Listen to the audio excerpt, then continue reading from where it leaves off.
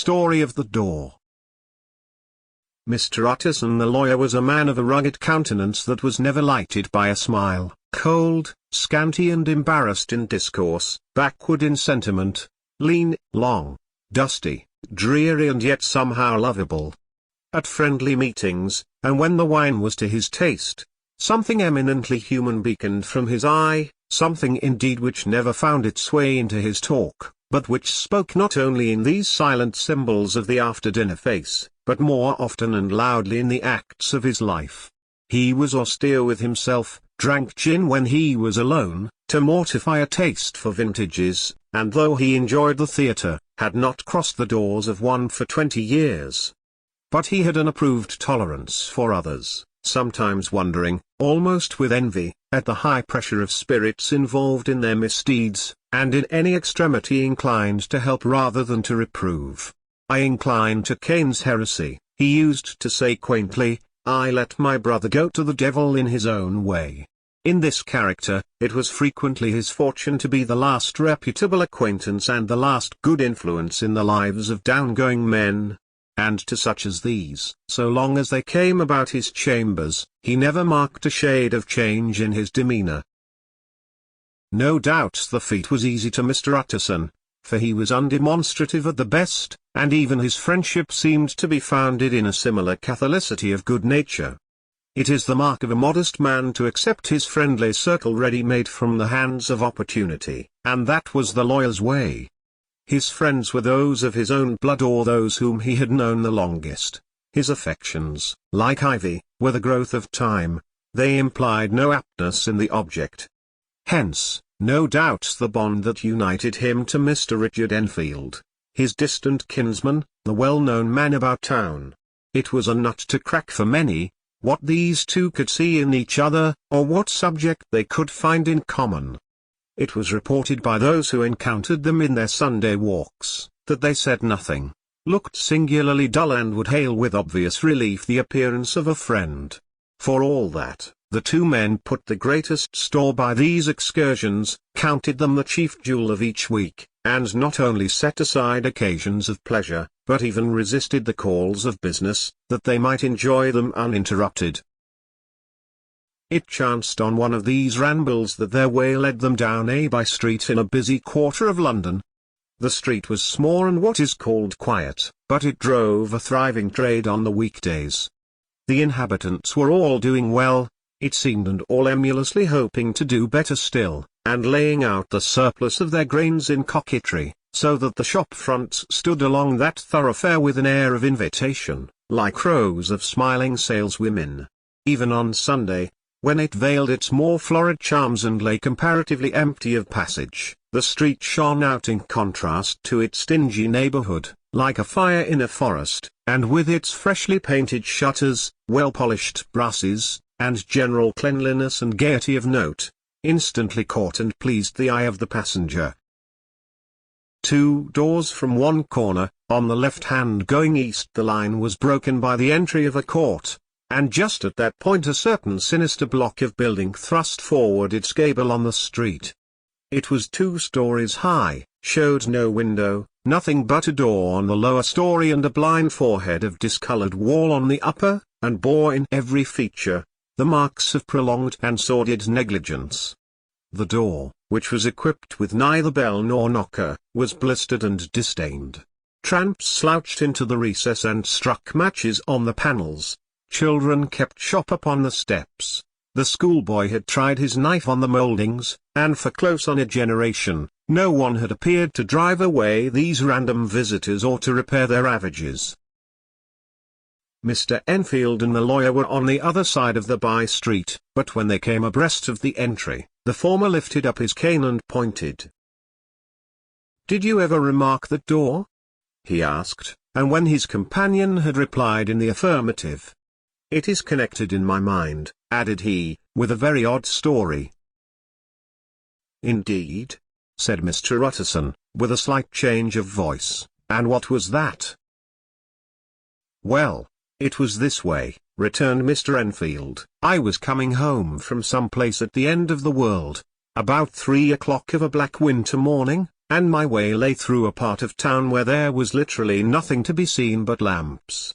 Street after street and all the folks asleep, street after street, all lighted up as if for a procession and all as empty as a church, till at last I got into that state of mind when a man listens and begins to long for the sight of a policeman. All at once, I saw two figures, one a little man who was stumping along eastward at a good walk, and the other a girl of maybe 8 or 10 who was running as hard as she was able down across the street. Well, sir, the two ran into one another naturally enough at the corner, and then came the horrible part of the thing, for the man trampled calmly over the child's body and left her screaming on the ground. It sounds nothing to hear, but it was hellish to see. It wasn't like a man. It was like some damned juggernaut. I gave a few halloa, took to my heels, collared my gentleman, and brought him back to where there was already quite a group about the screaming child. He was perfectly cool and made no resistance, but gave me one look, so ugly that it brought out the sweat on me like running. The people who had turned out were the girl's own family, and pretty soon, the doctor, for whom she had been sent, put in his appearance. Well, the child was not much the worse, more frightened, according to the sore bones, and there you might have supposed would be an end to it. But there was one curious circumstance. I had taken a loathing to my gentleman at first sight. So had the child's family, which was only natural. But the doctor's case was what struck me. He was the usual cut-and-dry apothecary, of no particular age and colour, with a strong Edinburgh accent and about as emotional as a bagpipe. Well, sir, he was like the rest of us. Every time he looked at my prisoner, I saw that Sawbones turn sick and white with desire to kill him. I knew what was in his mind, just as he knew what was in mine, and killing being out of the question, we did the next best. We told the man we could and would make such a scandal out of this as should make his name stink from one end of London to the other. If he had any friends or any credit, we undertook that he should lose them. And all the time, as we were pitching it in red hot, we were keeping the women off him as best we could, for they were as wild as harpies. I never saw a circle of such hateful faces, and there was the man in the middle, with a kind of black sneering coolness, frightened too, I could see that, but carrying it off, sir, really like Satan. If you choose to make capital out of this accident, said he, I am naturally helpless. No gentleman but wishes to avoid a scene, says he. Name your figure. Well, we screwed him up to £100 for the child's family. He would have clearly liked to stick out, but there was something about the lot of us that meant mischief, and at last he struck. The next thing was to get the money, and where do you think he carried us but to that place with the door? Whipped out a key, went in, and presently came back with the matter of £10 in gold and a cheque for the balance on cutses, drawn payable to bearer and signed with a name that I can't mention, though it's one of the points of my story, but it was a name at least very well known and often printed.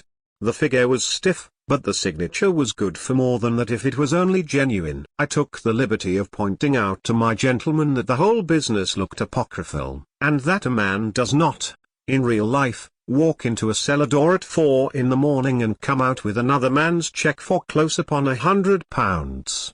But he was quite easy and sneering. Set your mind at rest, says he, I will stay with you till the banks open and cash the cheque myself. So we all set off, the doctor, and the child's father, and our friend and myself, and passed the rest of the night in my chambers, and next day, when we had breakfasted, went in a body to the bank. I gave in the cheque myself, and said I had every reason to believe it was a forgery. Not a bit of it. The cheque was genuine. Tut tut, said Mr. Utterson. I see you feel as I do, said Mr. Enfield. Yes, it's a bad story. For my man was a fellow that nobody could have to do with, a really damnable man, and the person that drew the cheque is the very pink of the proprieties, celebrated too, and, what makes it worse, one of your fellows who do what they call good.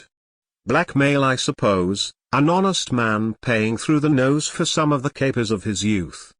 Blackmail House is what I call the place with the door, in consequence. Though even that, you know, is far from explaining all," he added, and with the words fell into a vein of musing. From this he was recalled by Mr. Utterson asking rather suddenly, "And you don't know if the drawer of the cheque lives there?" "A likely place, isn't it?" returned Mr. Enfield. "But I happen to have noticed his address. He lives in some square or other." "And you never asked about their place with the door?" said Mr. Utterson. "No, sir, I had a delicacy," was the reply. "I feel very strongly about putting questions. It partakes too much of the style of the Day of Judgment. You start a question, and it's like starting a stone. You sit quietly on the top of a hill, and away the stone goes, starting others, and presently some bland old bird, the last you would have thought of, is knocked on the head in his own back garden and the family have to change their name. No sir, I make it a rule of mine, the more it looks like Queer Street, the less I ask." "A very good rule, too," said the lawyer. "But I have studied the place for myself," continued Mr. Enfield. "It seems scarcely a house. There is no other door, and nobody goes in or out of that one but, once in a great while, the gentleman of my adventure. There are 3 windows looking on the court on the first floor, none below, the windows are always shut but they're clean. And then there is a chimney which is generally smoking, so somebody must live there. And yet it's not so sure, for the buildings are so packed together about the court, that it's hard to say where one ends and another begins." The pair walked on again for a while in silence, and then Enfield, said Mr. Utterson, "That's a good rule of yours." "Yes, I think it is," returned Enfield. "But for all that," continued the lawyer, "there's one point I want to ask. I want to ask the name of that man who walked over the child." "Well," said Mr. Enfield, "I can't see what harm it would do. It was a man of the name of Hyde." Said Mr. Utterson. "What sort of a man is he to see?" "He is not easy to describe.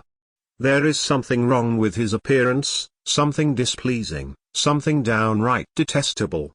I never saw a man I so disliked, and yet I scarce know why. He must be deformed somewhere. He gives the strong feeling of deformity, although I couldn't specify the point. He's an extraordinary looking man, and yet I really can name nothing out of the way.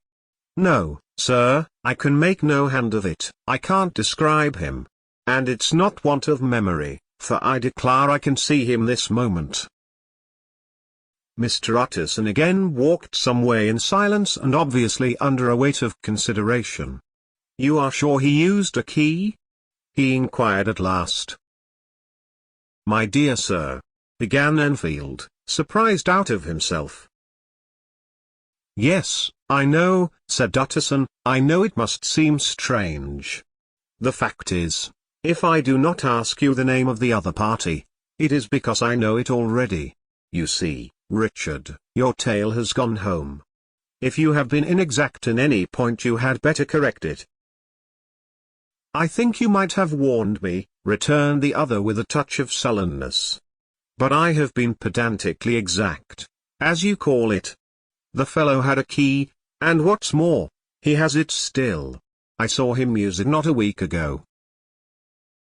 Mr. Utterson sighed deeply but said never a word, and the young man presently resumed. "Here is another lesson to say nothing," said he. "I am ashamed of my long tongue. Let us make a bargain never to refer to this again." "With all my heart," said the lawyer. "I shake hands on that, Richard." Search for Mr. Hyde. That evening Mr. Utterson came home to his bachelor house in sombre spirits and sat down to dinner without relish. It was his custom of a Sunday, when this meal was over, to sit close by the fire, a volume of some dry divinity on his reading desk, until the clock of the neighboring church rang out the hour of 12, when he would go soberly and gratefully to bed. On this night, however, as soon as the cloth was taken away, He took up a candle and went into his business room. There he opened his safe, took from the most private part of it a document endorsed on the envelope as Dr. Jekyll's will, and sat down with a clouded brow to study its contents.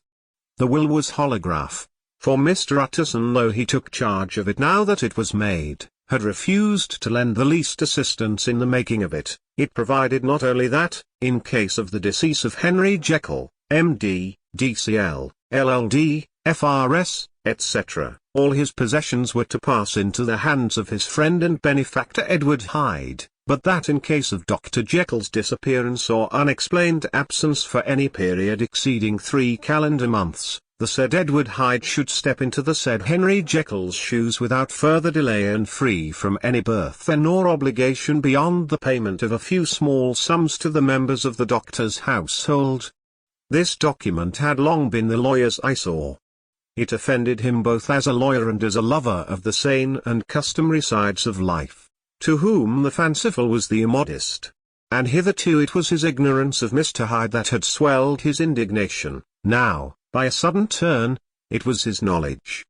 It was already bad enough when the name was but a name of which he could learn no more.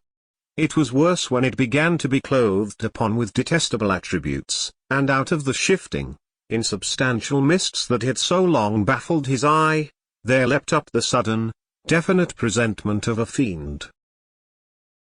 "I thought it was madness," he said, as he replaced the obnoxious paper in the safe, "and now I begin to fear it is disgrace."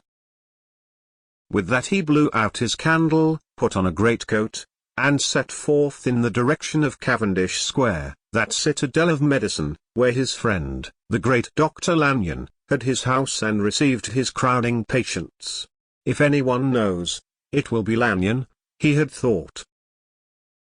The solemn butler knew and welcomed him. He was subjected to no stage of delay, but ushered direct from the door to the dining room where Dr. Lanyon sat alone over his wine. This was a hearty, healthy, dapper, red-faced gentleman, with a shock of hair prematurely white, and a boisterous and decided manner.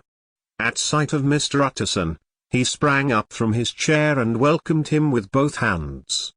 The geniality, as was the way of the man, was somewhat theatrical to the eye, but it reposed on genuine feeling. For these two were old friends, old mates both at school and college, both thorough respecters of themselves and of each other, and what does not always follow, men who thoroughly enjoyed each other's company. After a little rambling talk, the lawyer led up to the subject which so disagreeably preoccupied his mind. "I suppose, Lanyon," said he, "you and I must be the two oldest friends that Henry Jekyll has." "I wish the friends were younger," chuckled Dr. Lanyon. "But I suppose we are.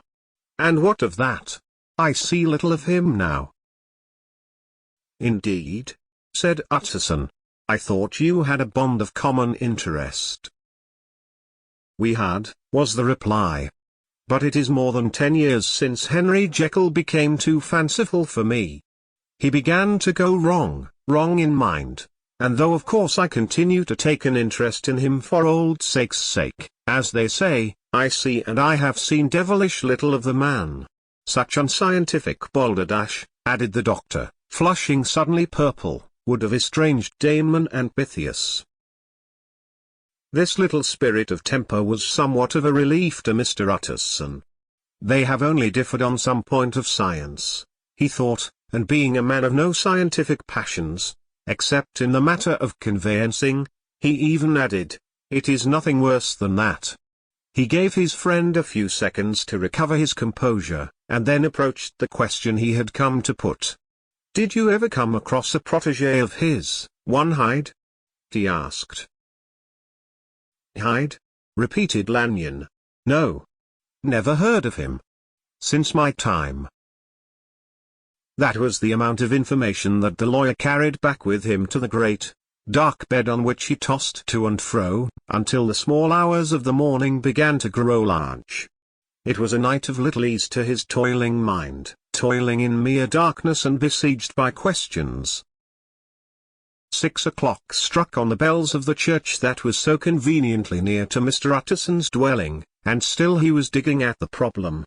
Hitherto it had touched him on the intellectual side alone, but now his imagination also was engaged, or rather enslaved, and as he lay and tossed in the gross darkness of the night and the curtained room, Mr. Enfield's tale went by before his mind in a scroll of lighted pictures. He would be aware of the great field of lamps of a nocturnal city, then of the figure of a man walking swiftly, then of a child running from the doctors, and then these met, and that human juggernaut trod the child down and passed on regardless of her screams.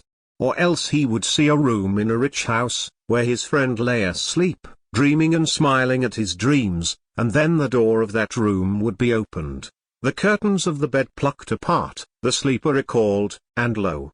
there would stand by his side a figure to whom power was given, and even at that dead hour, he must rise and do its bidding.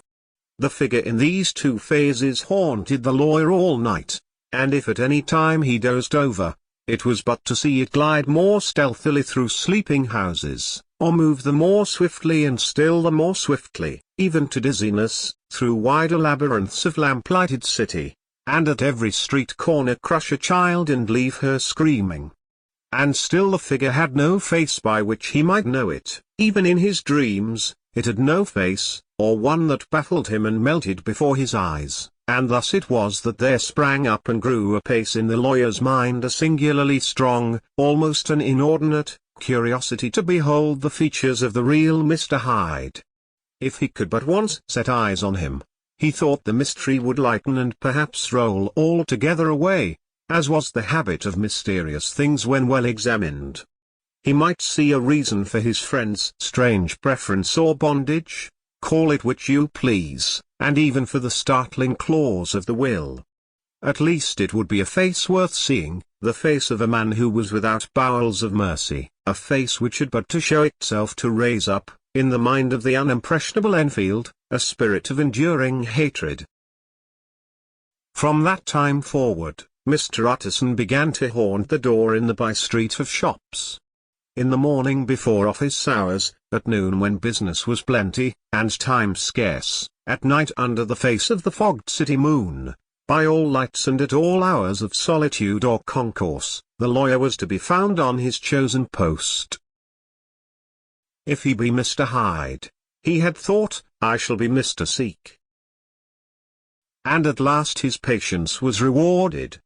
It was a fine dry night, frost in the air, the streets as clean as a ballroom floor, the lamps, unshaken by any wind, drawing a regular pattern of light and shadow.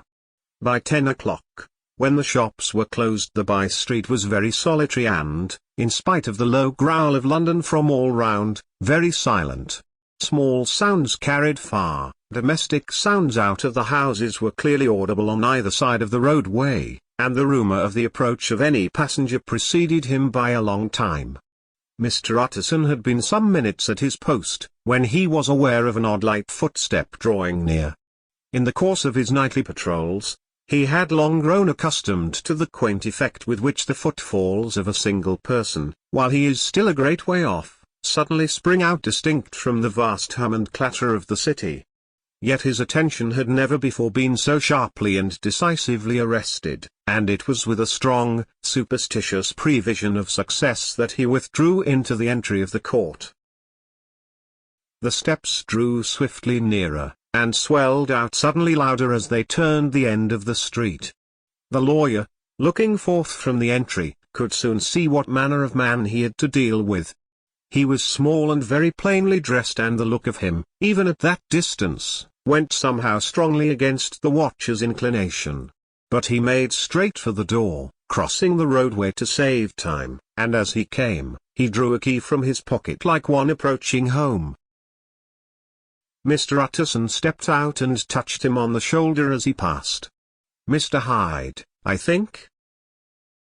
Mr. Hyde shrank back with a hissing intake of the breath.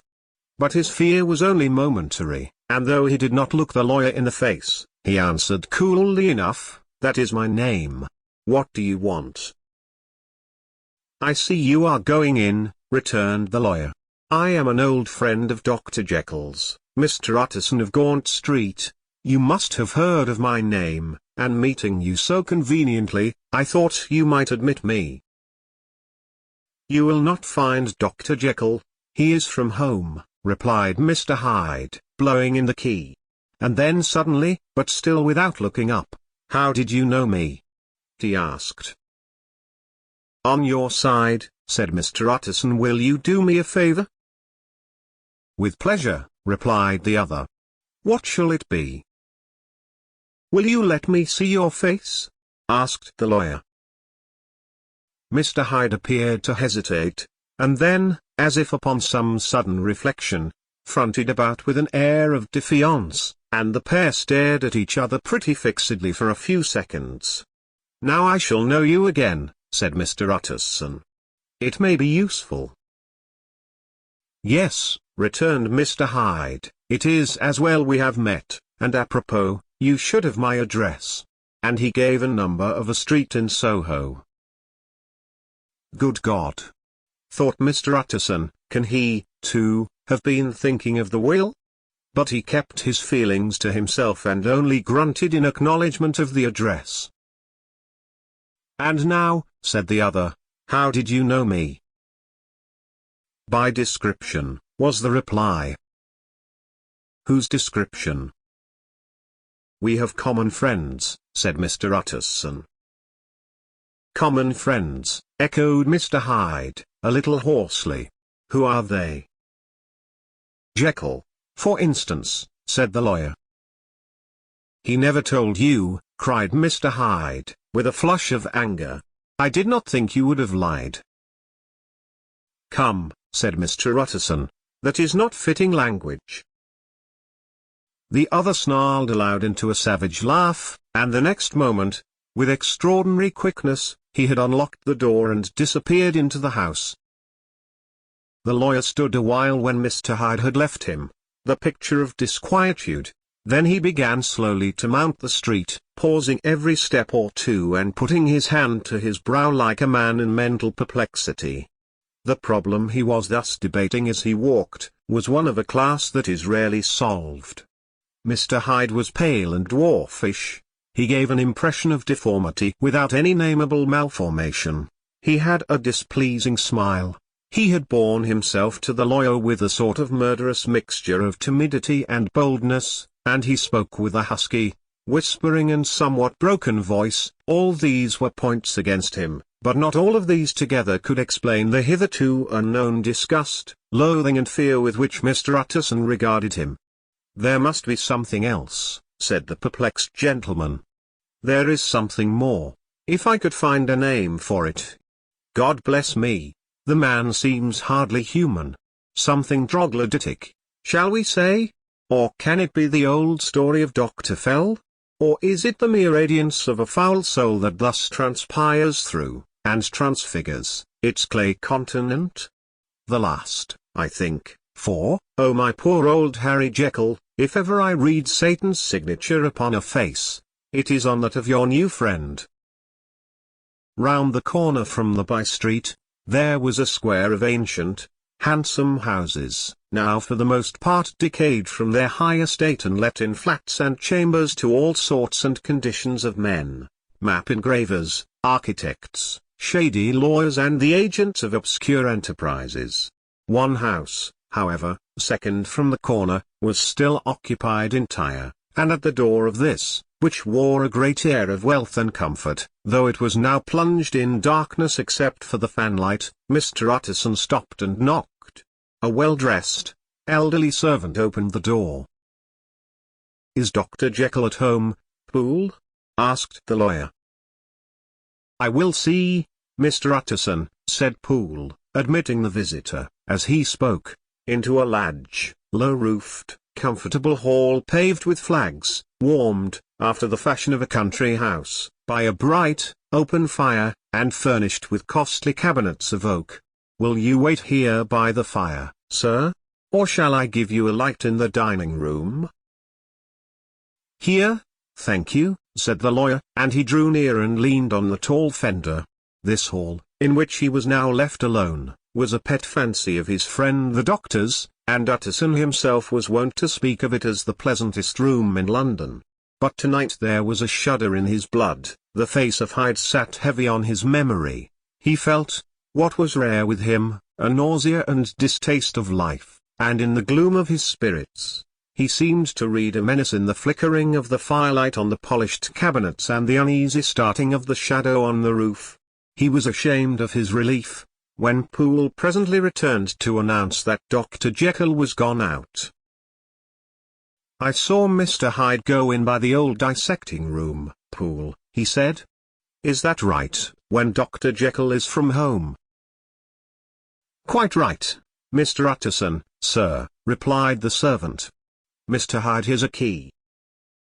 "Your master seems to repose a great deal of trust in that young man, Poole," resumed the other musingly. "Yes, sir, he does indeed," said Poole. "We have all orders to obey him." "I do not think I ever met Mr. Hyde?" asked Utterson. "Oh, dear no, sir. He never dines here," replied the butler. "Indeed we see very little of him on this side of the house, he mostly comes and goes by the laboratory." "Well, good night, Poole." "Good night, Mr. Utterson." And the lawyer set out homeward with a very heavy heart. Poor Harry Jekyll, he thought, my mind misgives me he is in deep waters. He was wild when he was young, a long while ago to be sure, but in the law of God, there is no statute of limitations. It must be that, the ghost of some old sin, the cancer of some concealed disgrace, punishment coming, heed Claudio, years after memory has forgotten and self-love condoned the fault. And the lawyer, scared by the thought, brooded a while on his own past, groping in all the corners of memory, lest by chance some jack in the box of an old iniquity should leap to light there. His past was fairly blameless, few men could read the rolls of their life with less apprehension, yet he was humbled to the dust by the many ill things he had done, and raised up again into a sober and fearful gratitude by the many he had come so near to doing yet avoided. And then by a return on his former subject, he conceived a spark of hope. This Master Hyde, if he were studied, thought he, must have secrets of his own, black secrets, by the look of him, secrets compared to which poor Jekyll's worst would be like sunshine. Things cannot continue as they are.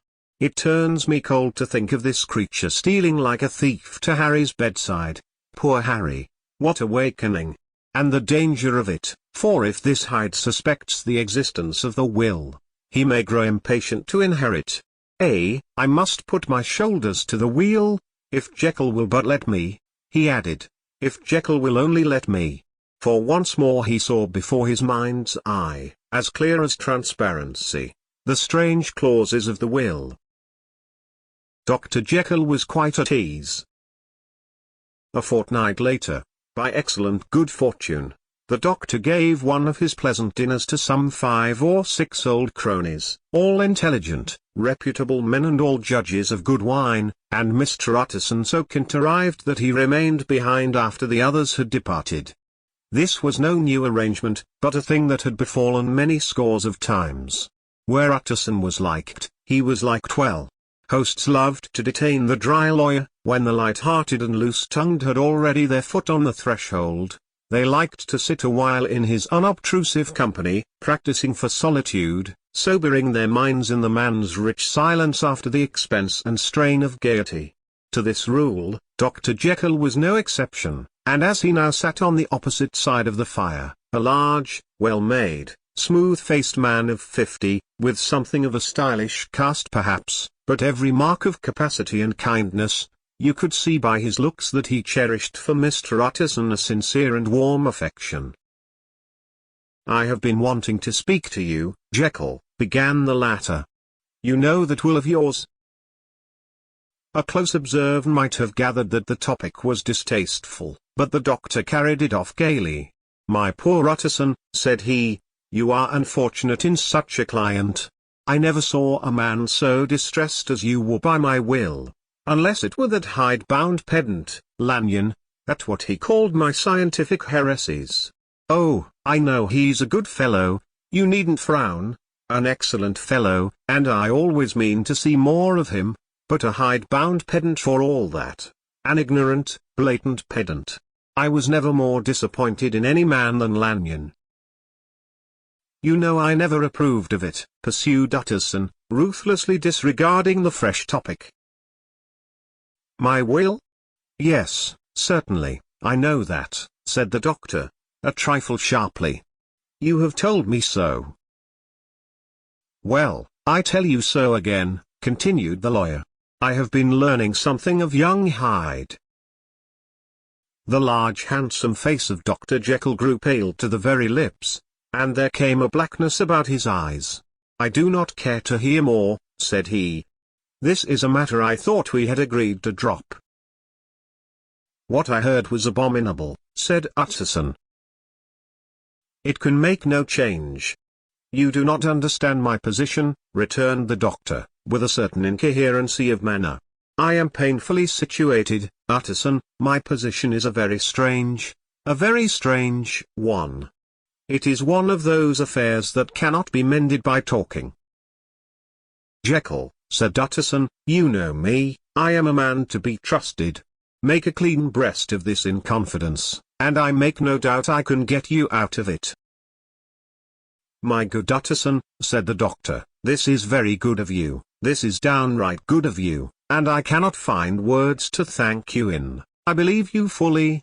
I would trust you before any man alive, before myself, if I could make the choice, but indeed it isn't what you fancy. It is not as bad as that, and just to put your good heart at rest, I will tell you one thing, the moment I choose, I can be rid of Mr. Hyde.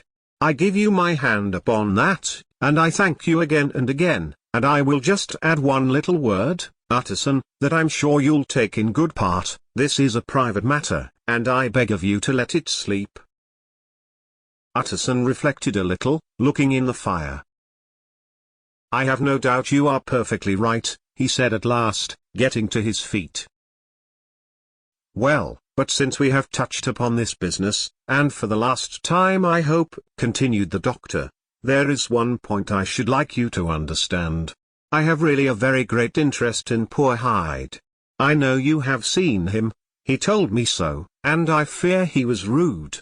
But I do sincerely take a very great interest in that young man, and if I am taken away, Utterson, I wish you to promise me that you will bear with him and get his rights for him.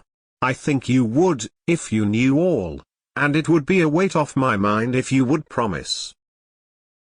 I can't pretend that I shall ever like him, said the lawyer.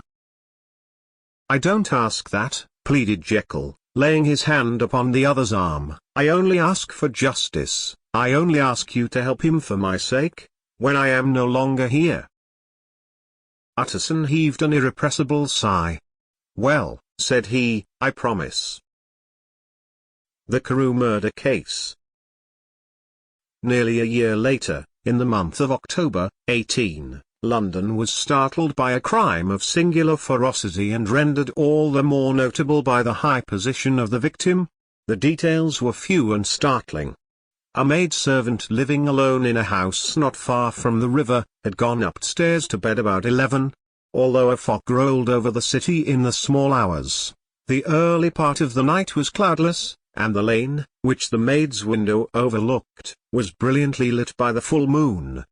It seems she was romantically given, for she sat down upon her box, which stood immediately under the window, and fell into a dream of musing.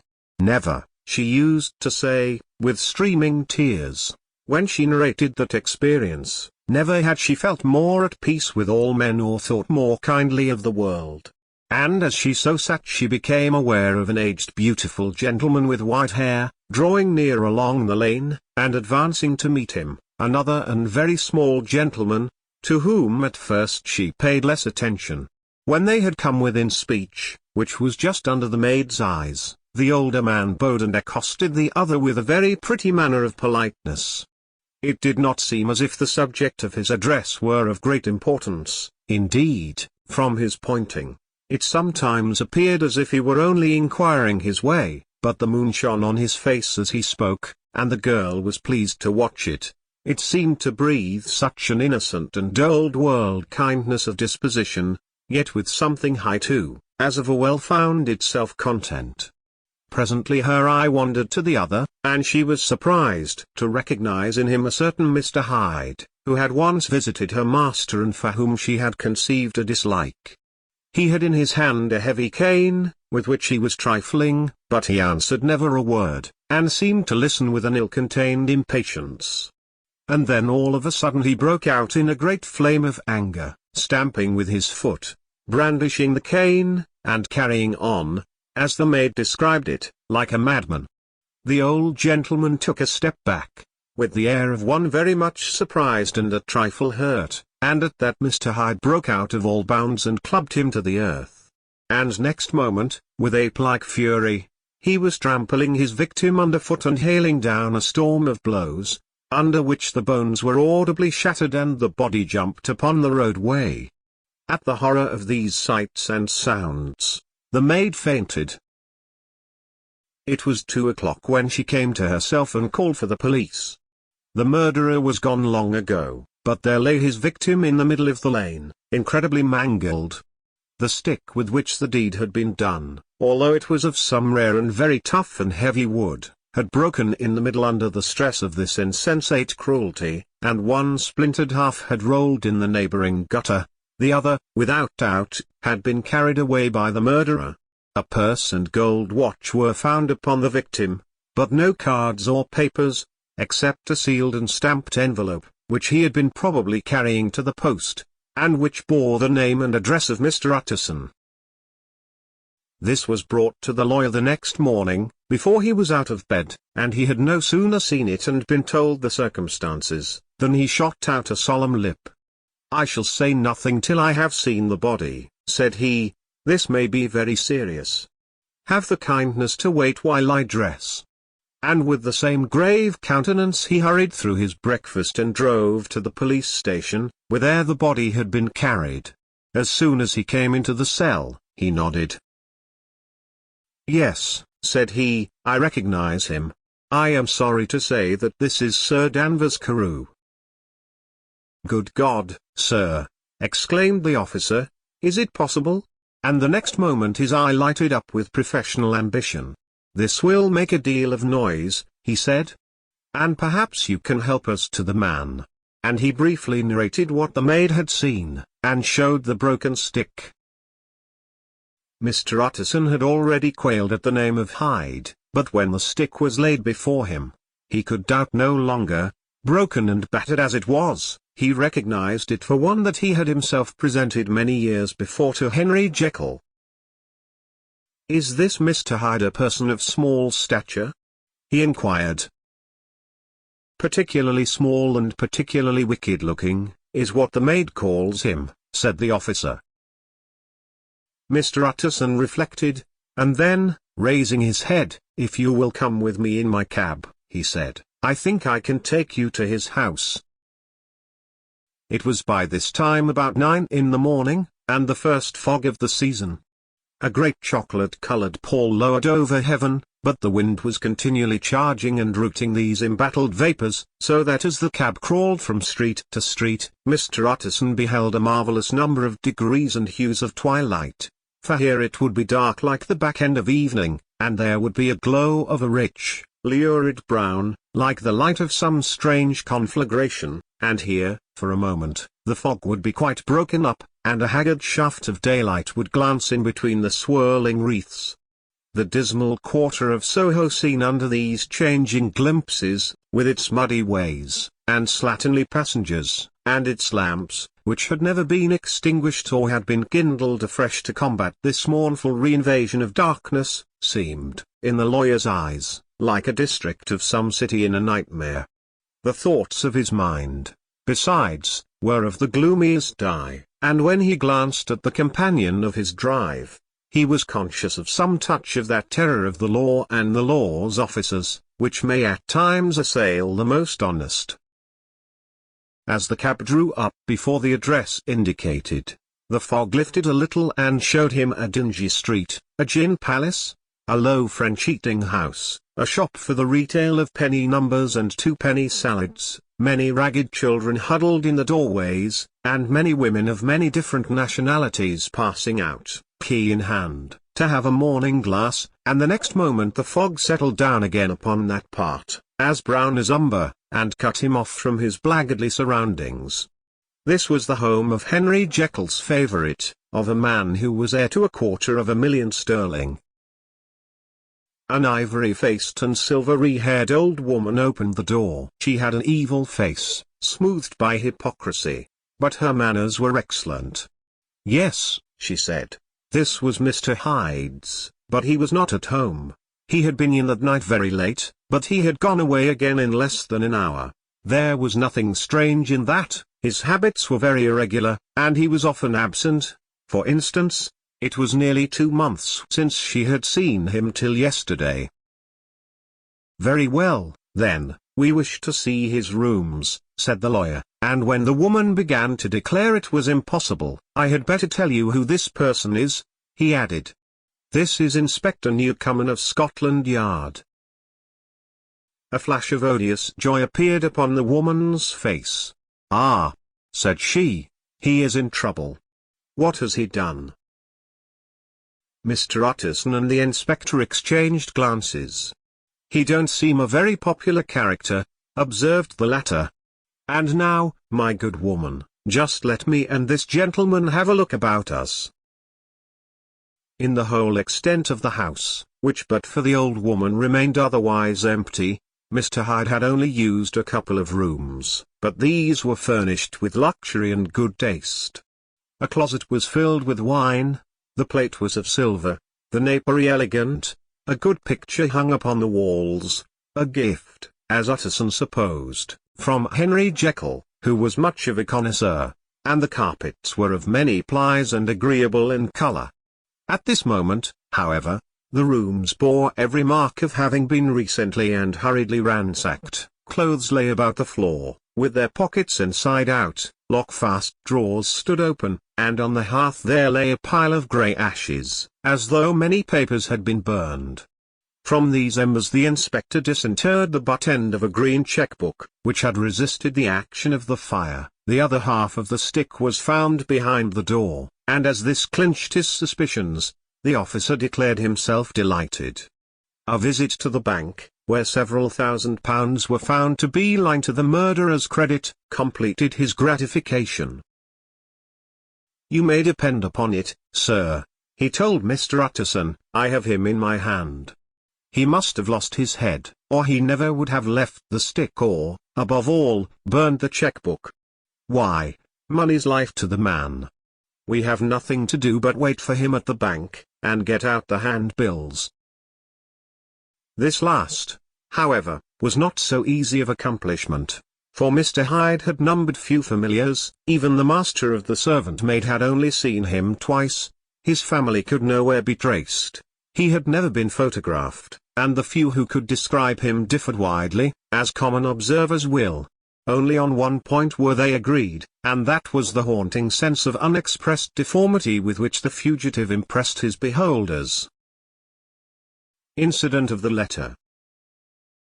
It was late in the afternoon, when Mr. Utterson found his way to Dr. Jekyll's door, where he was at once admitted by Poole, and carried down by the kitchen offices and across a yard which had once been a garden, to the building which was indifferently known as the laboratory or dissecting rooms. The doctor had bought the house from the heirs of a celebrated surgeon, and his own tastes being rather chemical than anatomical, had changed the destination of the block at the bottom of the garden. It was the first time that the lawyer had been received in that part of his friend's quarters, and he eyed the dingy, windowless structure with curiosity, and gazed round with a distasteful sense of strangeness as he crossed the theatre, once crowded with eager students and now lying gaunt and silent, the tables laden with chemical apparatus, the floor strewn with crates and littered with packing straw, and the light falling dimly through the foggy cupola. At the further end, a flight of stairs mounted to a door covered with red baize, and through this, Mr. Utterson was at last received into the doctor's cabinet. It was a large room fitted round with glass presses, furnished, among other things, with a cheval glass and a business table, and looking out upon the court by 3 dusty windows barred with iron. The fire burned in the grate, a lamp was set lighted on the chimney shelf, for even in the houses the fog began to lie thickly, and there, close up to the warmth, sat Dr. Jekyll, looking deathly sick. He did not rise to meet his visitor, but held out a cold hand and bade him welcome in a changed voice. "And now," said Mr. Utterson, as soon as Poole had left them, "you have heard the news?" The doctor shuddered. "They were crying it in the square," he said. "I heard them in my dining room." "One word," said the lawyer. "Carew was my client, but so are you, and I want to know what I am doing. You have not been mad enough to hide this fellow?" "Utterson, I swear to God," cried the doctor, "I swear to God I will never set eyes on him again. I bind my honor to you that I am done with him in this world. It is all at an end. And indeed he does not want my help. You do not know him as I do. He is safe. He is quite safe, mark my words. He will never more be heard of." The lawyer listened gloomily. He did not like his friend's feverish manner. "You seem pretty sure of him," said he, "and for your sake, I hope you may be right. If it came to a trial, your name might appear." "I am quite sure of him," replied Jekyll. "I have grounds for certainty that I cannot share with anyone. But there is one thing on which you may advise me. I have received a letter, and I am at a loss whether I should show it to the police. I should like to leave it in your hands, Utterson. You would judge wisely, I am sure. I have so great a trust in you." "You fear, I suppose, that it might lead to his detection?" asked the lawyer. "No," said the other. "I cannot say that I care what becomes of Hyde. I am quite done with him. I was thinking of my own character, which this hateful business has rather exposed." Utterson ruminated a while. He was surprised at his friend's selfishness, and yet relieved by it. "Well," said he, at last, "let me see the letter." The letter was written in an odd, upright hand and signed Edward Hyde, and it signified, briefly enough, that the writer's benefactor, Dr. Jekyll, whom he had long so unworthily repaid for 1,000 generosities, need labour under no alarm for his safety, as he had means of escape on which he placed a sure dependence. The lawyer liked this letter well enough. It put a better colour on the intimacy than he had looked for, and he blamed himself for some of his past suspicions. "Have you the envelope?" he asked. "I burned it," replied Jekyll, "before I thought what I was about. But it bore no postmark. The note was handed in." "Shall I keep this and sleep upon it?" asked Utterson. "I wish you to judge for me entirely," was the reply. "I have lost confidence in myself." "Well, I shall consider," returned the lawyer. "And now one word more. It was Hyde who dictated the terms in your will about that disappearance?" The doctor seemed seized with a qualm of faintness. He shut his mouth tight and nodded. "I knew it," said Utterson. "He meant to murder you. You had a fine escape." "I have had what is far more to the purpose," returned the doctor solemnly. "I have had a lesson. Oh God, Utterson, what a lesson I have had!" And he covered his face for a moment with his hands. On his way out, the lawyer stopped and had a word or two with Poole. "By the by," said he, "there was a letter handed in today. What was the messenger like?"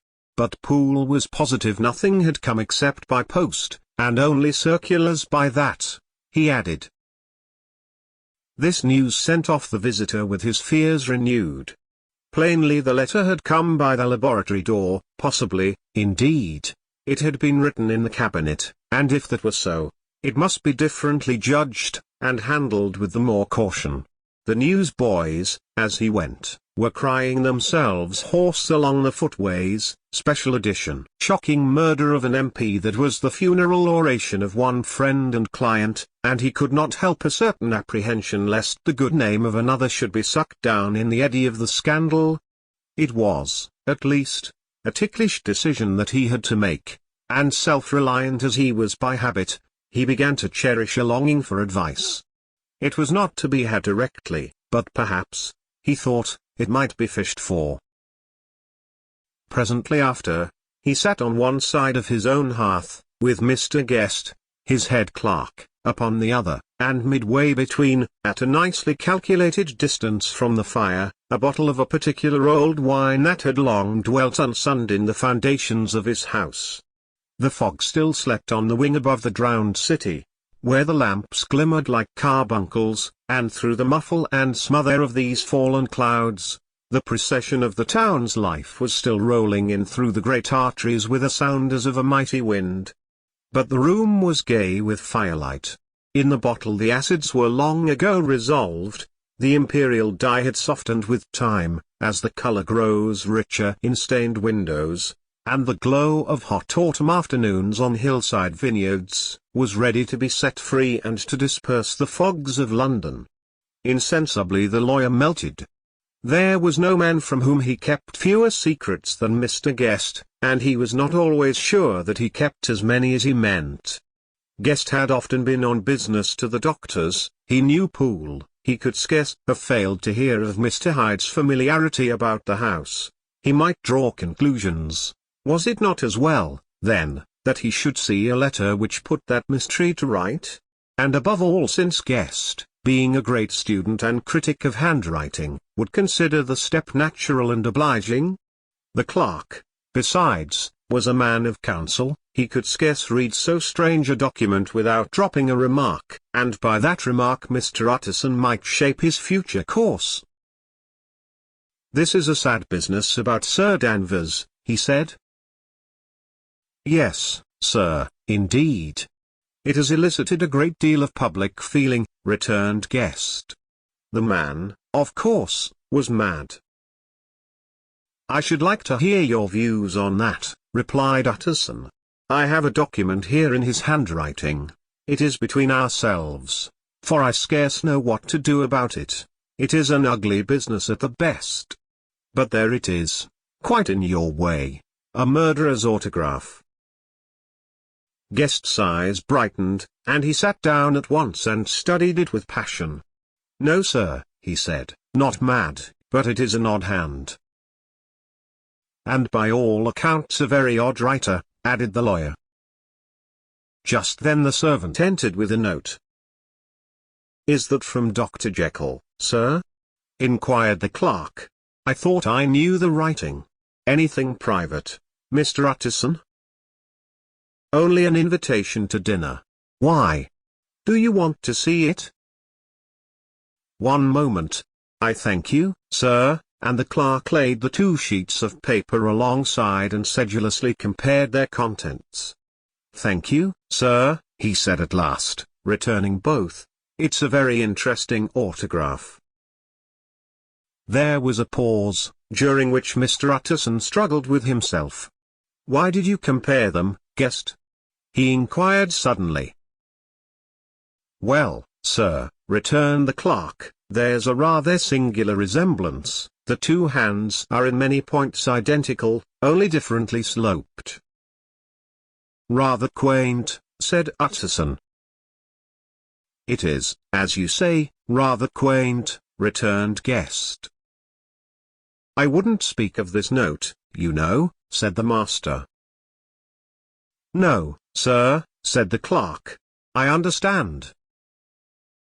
But no sooner was Mr. Utterson alone that night, than he locked the note into his safe, where it reposed from that time forward. What? He thought. Henry Jekyll forged for a murderer, and his blood ran cold in his veins. Incident of Dr. Lanyon. Time ran on, thousands of pounds were offered in reward, for the death of Sir Danvers was resented as a public injury, but Mr. Hyde had disappeared out of the ken of the police as though he had never existed. Much of his past was unearthed, indeed, and all disreputable tales came out of the man's cruelty, at once so callous and violent, of his vile life, of his strange associates, of the hatred that seemed to have surrounded his career, but of his present whereabouts, not a whisper. From the time he had left the house in Soho on the morning of the murder, he was simply blotted out, and gradually, as time drew on, Mr. Utterson began to recover from the hotness of his alarm, and to grow more at quiet with himself. The death of Sir Danvers was, to his way of thinking, more than paid for by the disappearance of Mr. Hyde. Now that that evil influence had been withdrawn, a new life began for Dr. Jekyll. He came out of his seclusion, renewed relations with his friends, became once more their familiar guest and entertainer, and whilst he had always been known for charities, he was now no less distinguished for religion. He was busy, he was much in the open air, he did good, his face seemed to open and brighten, as if with an inward consciousness of service, and for more than 2 months, the doctor was at peace. On the 8th of January Utterson had dined at the doctor's with a small party. Lanyon had been there, and the face of the host had looked from one to the other as in the old days when the trio were inseparable friends. On the 12th, and again on the 14th, the door was shut against the lawyer. The doctor was confined to the house, Poole said, and saw no one. On the 15th, he tried again, and was again refused, and having now been used for the last 2 months to see his friend almost daily, he found this return of solitude to weigh upon his spirits. The 5th night he had in guest to dine with him, and the 6th he betook himself to Dr. Lanyon's. There at least he was not denied admittance, but when he came in, he was shocked at the change which had taken place in the doctor's appearance. He had his death warrant written legibly upon his face. The rosy man had grown pale, his flesh had fallen away, he was visibly bolder and older, and yet it was not so much these tokens of a swift physical decay that arrested the lawyer's notice, as a look in the eye and quality of manner that seemed to testify to some deep-seated terror of the mind. It was unlikely that the doctor should fear death, and yet that was what Utterson was tempted to suspect. Yes, he thought, he is a doctor. He must know his own state and that his days are counted, and the knowledge is more than he can bear. And yet when Utterson remarked on his ill looks, it was with an air of great firmness that Lanyon declared himself a doomed man. "I have had a shock," he said, "and I shall never recover. It is a question of weeks. Well, life has been pleasant, I liked it, yes, sir, I used to like it. I sometimes think if we knew all, we should be more glad to get away." "Jekyll is ill, too," observed Utterson. "Have you seen him?" But Lanyon's face changed, and he held up a trembling hand. "I wish to see or hear no more of Dr. Jekyll," he said in a loud, unsteady voice. "I am quite done with that person, and I beg that you will spare me any allusion to one whom I regard as dead." "Tut tut," said Mr. Utterson, and then after a considerable pause, "Can't I do anything?" he inquired. "We are 3 very old friends, Lanyon, we shall not live to make others." "Nothing can be done," returned Lanyon, "ask himself." "He will not see me," said the lawyer. "I am not surprised at that," was the reply. "Some day, Utterson, after I am dead, you may perhaps come to learn the right and wrong of this. I cannot tell you. And in the meantime, if you can sit and talk with me of other things, for God's sake, stay and do so, but if you cannot keep clear of this accursed topic, then in God's name, go, for I cannot bear it." As soon as he got home, Utterson sat down and wrote to Jekyll, complaining of his exclusion from the house, and asking the cause of this unhappy break with Lanyon, and the next day brought him a long answer, often very pathetically worded, and sometimes darkly mysterious in drift. The quarrel with Lanyon was incurable. "I do not blame our old friend," Jekyll wrote, but I share his view that we must never meet. I mean from henceforth to lead a life of extreme seclusion. You must not be surprised, nor must you doubt my friendship, if my door is often shut even to you. You must suffer me to go my own dark way. I have brought on myself a punishment and a danger that I cannot name. If I am the chief of sinners, I am the chief of sufferers also. I could not think that this earth contained a place for sufferings and terrors so unmanning, and you can do but one thing, Utterson, to lighten this destiny, and that is to respect my silence. Utterson was amazed. The dark influence of Hyde had been withdrawn. The doctor had returned to his old tasks and amities. A week ago, the prospect had smiled with every promise of a cheerful and unhonoured age, and now in a moment, friendship, and peace of mind, and the whole tenor of his life were wrecked. So great and unprepared a change pointed to madness, but in view of Lanyon's manner and words, there must lie for it some deeper ground. A week afterwards, Dr. Lanyon took to his bed, and in something less than a fortnight he was dead. The night after the funeral, at which he had been sadly affected, Utterson locked the door of his business room, and sitting there by the light of a melancholy candle, drew out and set before him an envelope addressed by the hand and sealed with the seal of his dead friend. Private, for the hands of G.J. Utterson alone, and in case of his predecease to be destroyed unread, so it was emphatically superscribed, and the lawyer dreaded to behold the contents. I have buried one friend today, he thought, what if this should cost me another? And then he condemned the fear as a disloyalty, and broke the seal. Within there was another enclosure, likewise sealed, and marked upon the cover as not to be opened till the death or disappearance of Dr. Henry Jekyll. Utterson could not trust his eyes. Yes, it was disappearance, here again, as in the mad will which he had long ago restored to its author, here again were the idea of a disappearance and the name of Henry Jekyll bracketed. But in the will, that idea had sprung from the sinister suggestion of the man Hyde. It was set there with a purpose all too plain and horrible. Written by the hand of Lanyon, what should it mean? A great curiosity came on the trustee, to disregard the prohibition and dive at once to the bottom of these mysteries, but professional honor and faith to his dead friend were stringent obligations, and the packet slept in the inmost corner of his private safe. It is one thing to mortify curiosity, another to conquer it, and it may be doubted if, from that day forth, Utterson desired the society of his surviving friend with the same eagerness. He thought of him kindly, but his thoughts were disquieted and fearful. He went to call indeed, but he was perhaps relieved to be denied admittance. Perhaps, in his heart, he preferred to speak with Poole upon the doorstep and surrounded by the air and sounds of the open city, rather than to be admitted into that house of voluntary bondage, and to sit and speak with its inscrutable recluse.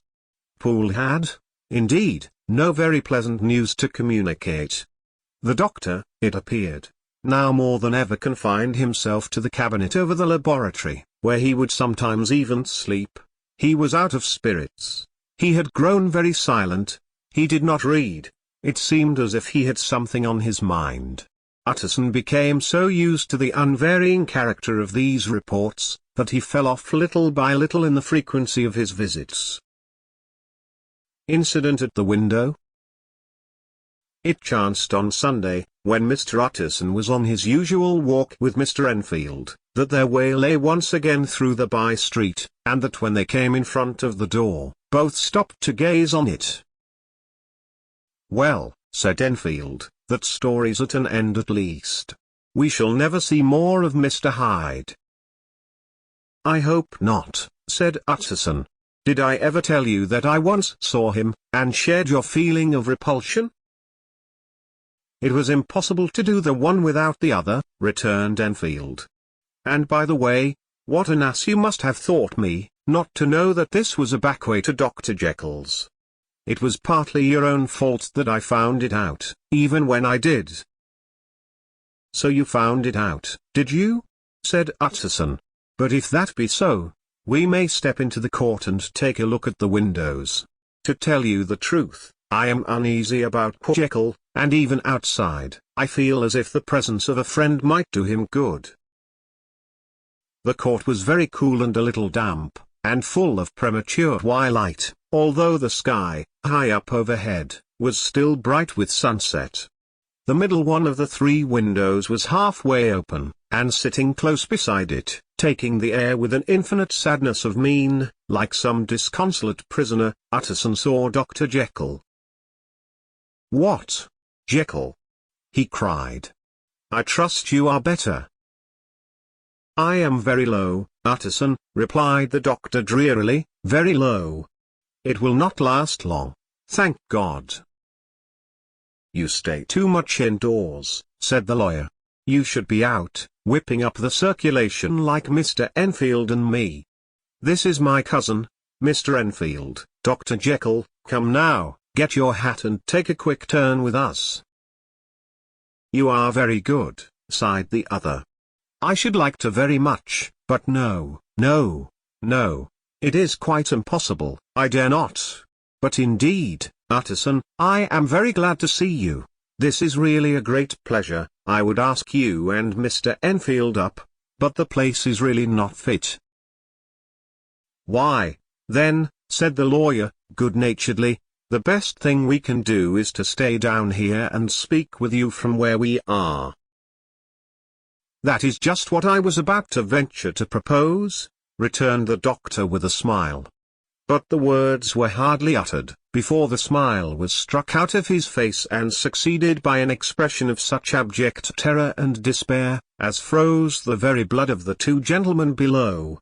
They saw it but for a glimpse, for the window was instantly thrust down, but that glimpse had been sufficient, and they turned and left the court without a word. In silence, too, they traversed the by-street, and it was not until they had come into a neighboring thoroughfare, where even upon a Sunday there were still some stirrings of life, that Mr. Utterson at last turned and looked at his companion. They were both pale, and there was an answering horror in their eyes. God forgive us," said Mr. Utterson. But Mr. Enfield only nodded his head very seriously, and walked on once more in silence. The last night. Mr. Utterson was sitting by his fireside one evening after dinner, when he was surprised to receive a visit from Poole. "Bless me, Poole, what brings you here?" he cried, and then taking a second look at him, "What ails you?" he added, "Is the doctor ill?" "Mr. Utterson," said the man, "there is something wrong." "Take a seat, and here is a glass of wine for you," said the lawyer. "Now, take your time, and tell me plainly what you want." "You know the doctor's ways, sir," replied Poole, "and how he shuts himself up. Well, he's shut up again in the cabinet, and I don't like it, sir. I wish I may die if I like it. Mr. Utterson, sir, I'm afraid." "Now, my good man," said the lawyer, "be explicit. What are you afraid of?" "I've been afraid for about a week," returned Poole, doggedly disregarding the question, "and I can bear it no more." The man's appearance amply bore out his words. His manner was altered for the worse, and except for the moment when he had first announced his terror, he had not once looked the lawyer in the face. Even now, he sat with the glass of wine untasted on his knee, and his eyes directed to a corner of the floor. "I can bear it no more," he repeated. "Come," said the lawyer, "I see you have some good reason, Poole. I see there is something seriously amiss. Try to tell me what it is." "I think there's been foul play," said Poole, hoarsely. "Foul play?" cried the lawyer, a good deal frightened and rather inclined to be irritated in consequence. "What foul play? What does the man mean?" "I daren't say, sir," was the answer, "but will you come along with me and see for yourself?" Mr. Utterson's only answer was to rise and get his hat and greatcoat, but he observed with wonder the greatness of the relief that appeared upon the butler's face, and perhaps with no less, that the wine was still untasted when he set it down to follow. It was a wild, cold, seasonable night of March, with a pale moon, lying on her back as though the wind had tilted her, and flying wrack of the most diaphanous and lawny texture. The wind made talking difficult, and flecked the blood into the face. It seemed to have swept the streets unusually bare of passengers, besides, for Mr. Utterson thought he had never seen that part of London so deserted. He could have wished it otherwise, never in his life had he been conscious of so sharp a wish to see and touch his fellow creatures, for struggle as he might, there was borne in upon his mind a crushing anticipation of calamity. The square, when they got there, was full of wind and dust, and the thin trees in the garden were lashing themselves along the railing.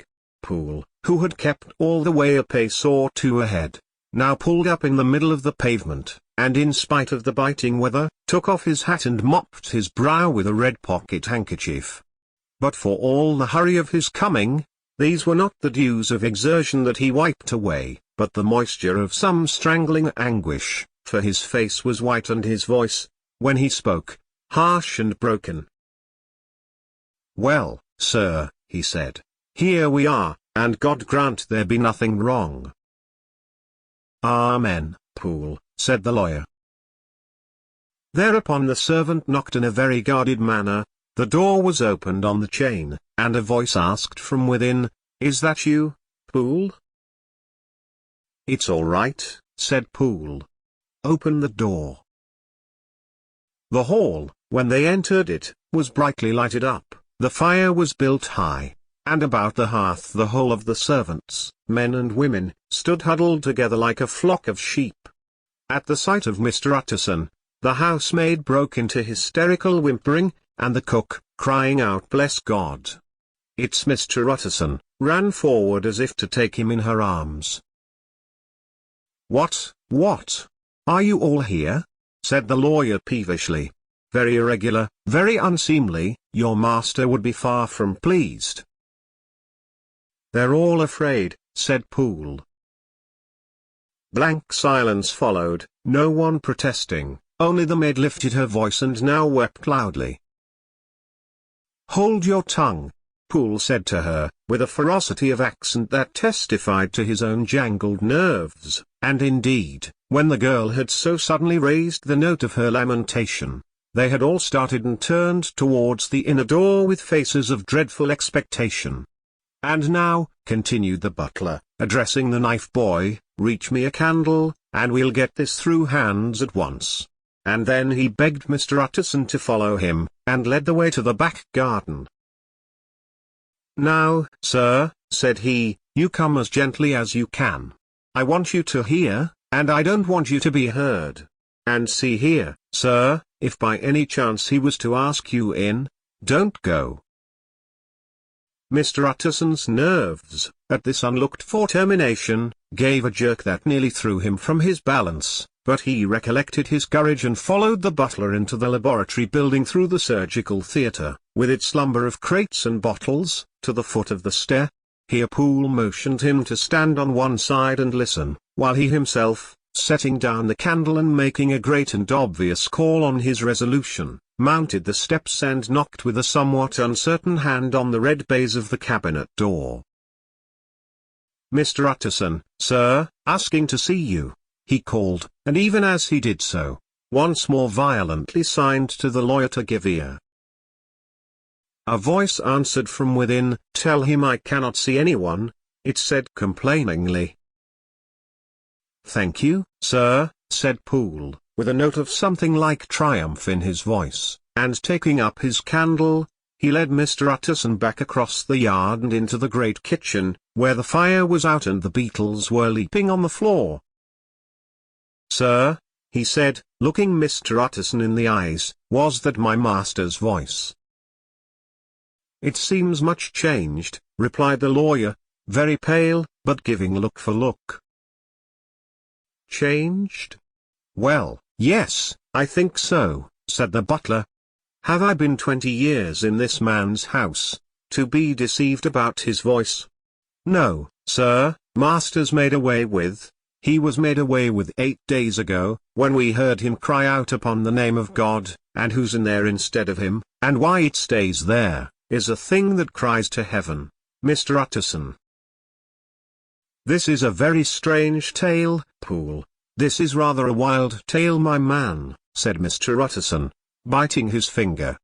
Suppose it were as you suppose, supposing Dr. Jekyll to have been, well, murdered, what could induce the murderer to stay? That won't hold water, it doesn't commend itself to reason. Well, Mr. Utterson, you are a hard man to satisfy. But I'll do it yet, said Poole.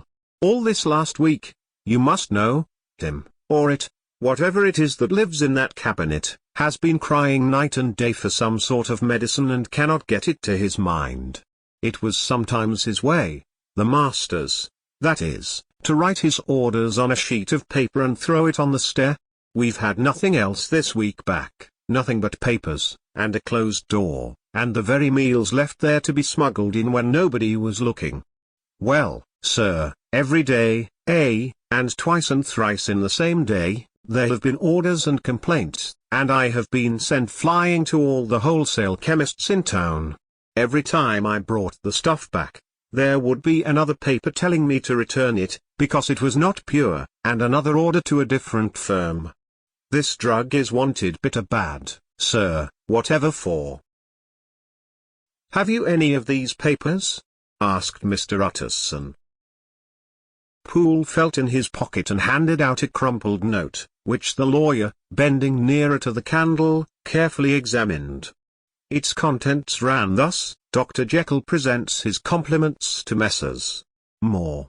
He assures them that their last sample is impure and quite useless for his present purpose.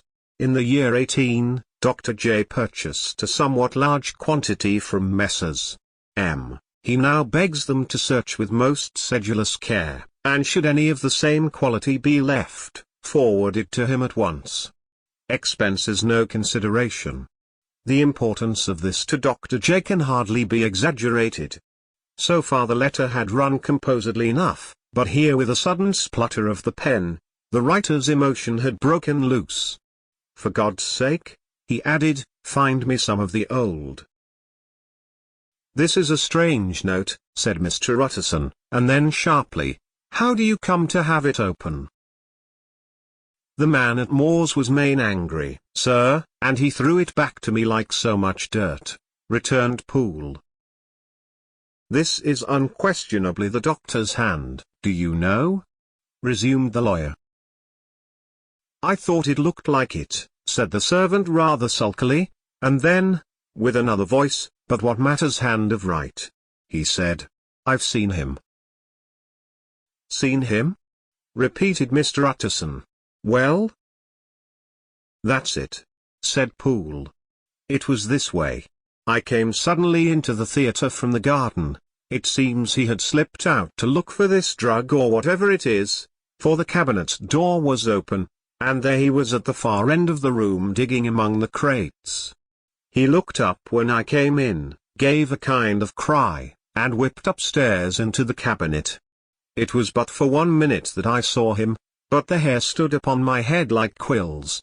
Sir, if that was my master, why had he a mask upon his face? If it was my master, why did he cry out like a rat, and run from me? I have served him long enough. And then? The man paused and passed his hand over his face. These are all very strange circumstances, said Mr. Utterson, but I think I begin to see daylight. Your master, Poole, is plainly seized with one of those maladies that both torture and deform the sufferer, hence, for aught I know, the alteration of his voice, hence the mask and the avoidance of his friends, hence his eagerness to find this drug, by means of which the poor soul retains some hope of ultimate recovery. God grant that he be not deceived. There is my explanation. It is sad enough, Poole, and appalling to consider, but it is plain and natural, hangs well together, and delivers us from all exorbitant alarms. Sir, said the butler, turning to a sort of mottled pallor, that thing was not my master, and there's the truth. My master here, he looked round him and began to whisper, is a tall, fine build of man, and this was more of a dwarf. Utterson attempted to protest. Oh, sir, cried Poole, do you think I do not know my master after 20 years? Do you think I do not know where his head comes to in the cabinet door, where I saw him every morning of my life? No, sir, that thing in the mask was never Dr. Jekyll, God knows what it was, but it was never Dr. Jekyll, and it is the belief of my heart that there was murder done. Poole, replied the lawyer, if you say that, it will become my duty to make certain.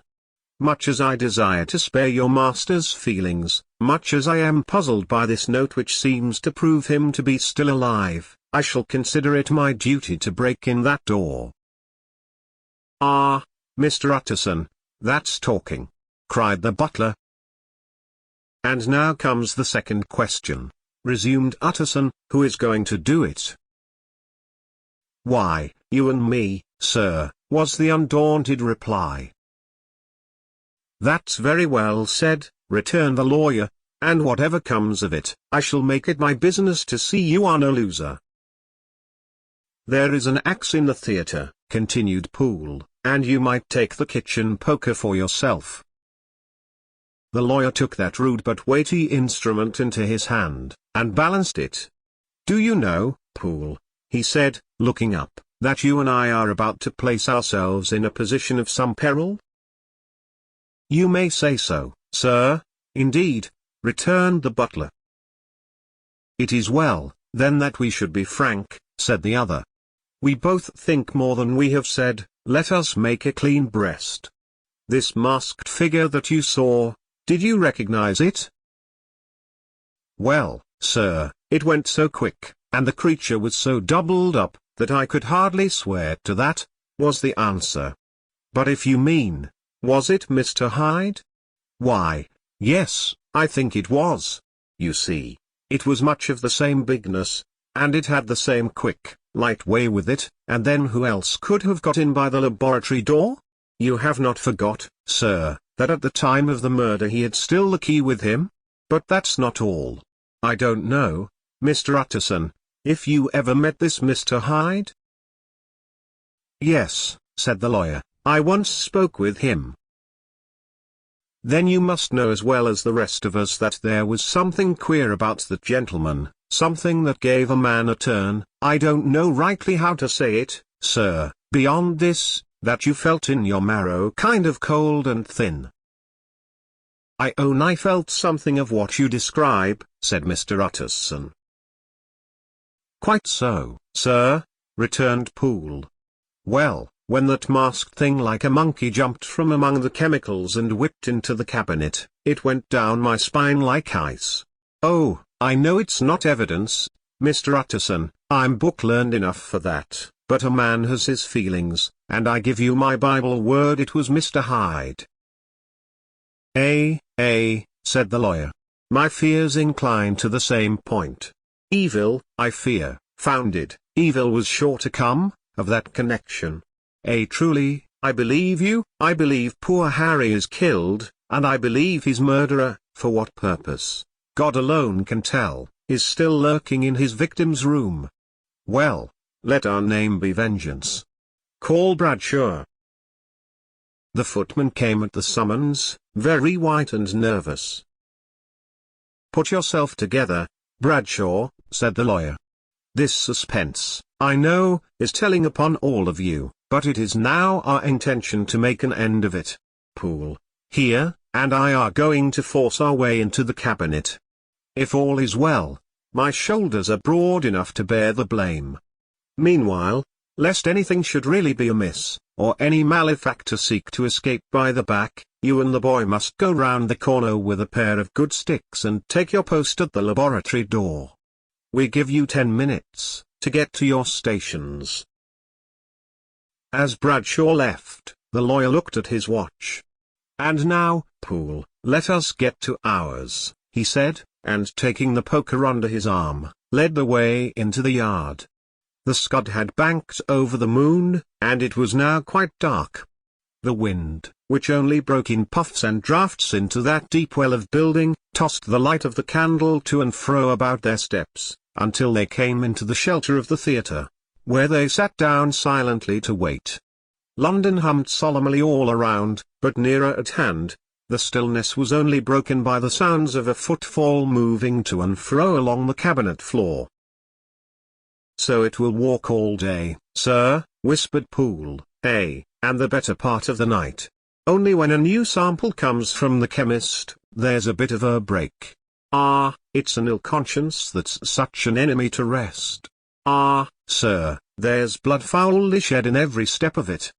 But hark again, a little closer, put your heart in your ears, Mr. Utterson, and tell me, is that the doctor's foot?" The steps fell lightly and oddly, with a certain swing, for all they went so slowly. It was different indeed from the heavy creaking tread of Henry Jekyll. Utterson sighed. "Is there never anything else?" he asked. Poole nodded. "Once," he said. "Once I heard it weeping." "Weeping? How that?" said the lawyer, conscious of a sudden chill of horror. "Weeping like a woman or a lost soul," said the butler. "I came away with that upon my heart, that I could have wept too." But now the 10 minutes drew to an end. Poole disinterred the axe from under a stack of packing straw, the candle was set upon the nearest table to light them to the attack, and they drew near with bated breath to where that patient foot was still going up and down, in the quiet of the night. "Jekyll," cried Utterson, with a loud voice, "I demand to see you." He paused a moment, but there came no reply. "I give you fair warning, our suspicions are aroused, and I must and shall see you," he resumed, "if not by fair means, then by foul; if not of your consent, then by brute force." "Utterson," said the voice, "for God's sake, have mercy." "Ah, that's not Jekyll's voice, it's Hyde's," cried Utterson. "Down with the door, Poole." Poole swung the axe over his shoulder, the blow shook the building, and the red baize door leapt against the lock and hinges. A dismal screech, as of mere animal terror, rang from the cabinet. Up went the axe again, and again the panels crashed and the frame bounded. 4 times the blow fell, but the wood was tough and the fittings were of excellent workmanship, and it was not until the 5th, that the lock burst and the wreck of the door fell inwards on the carpet.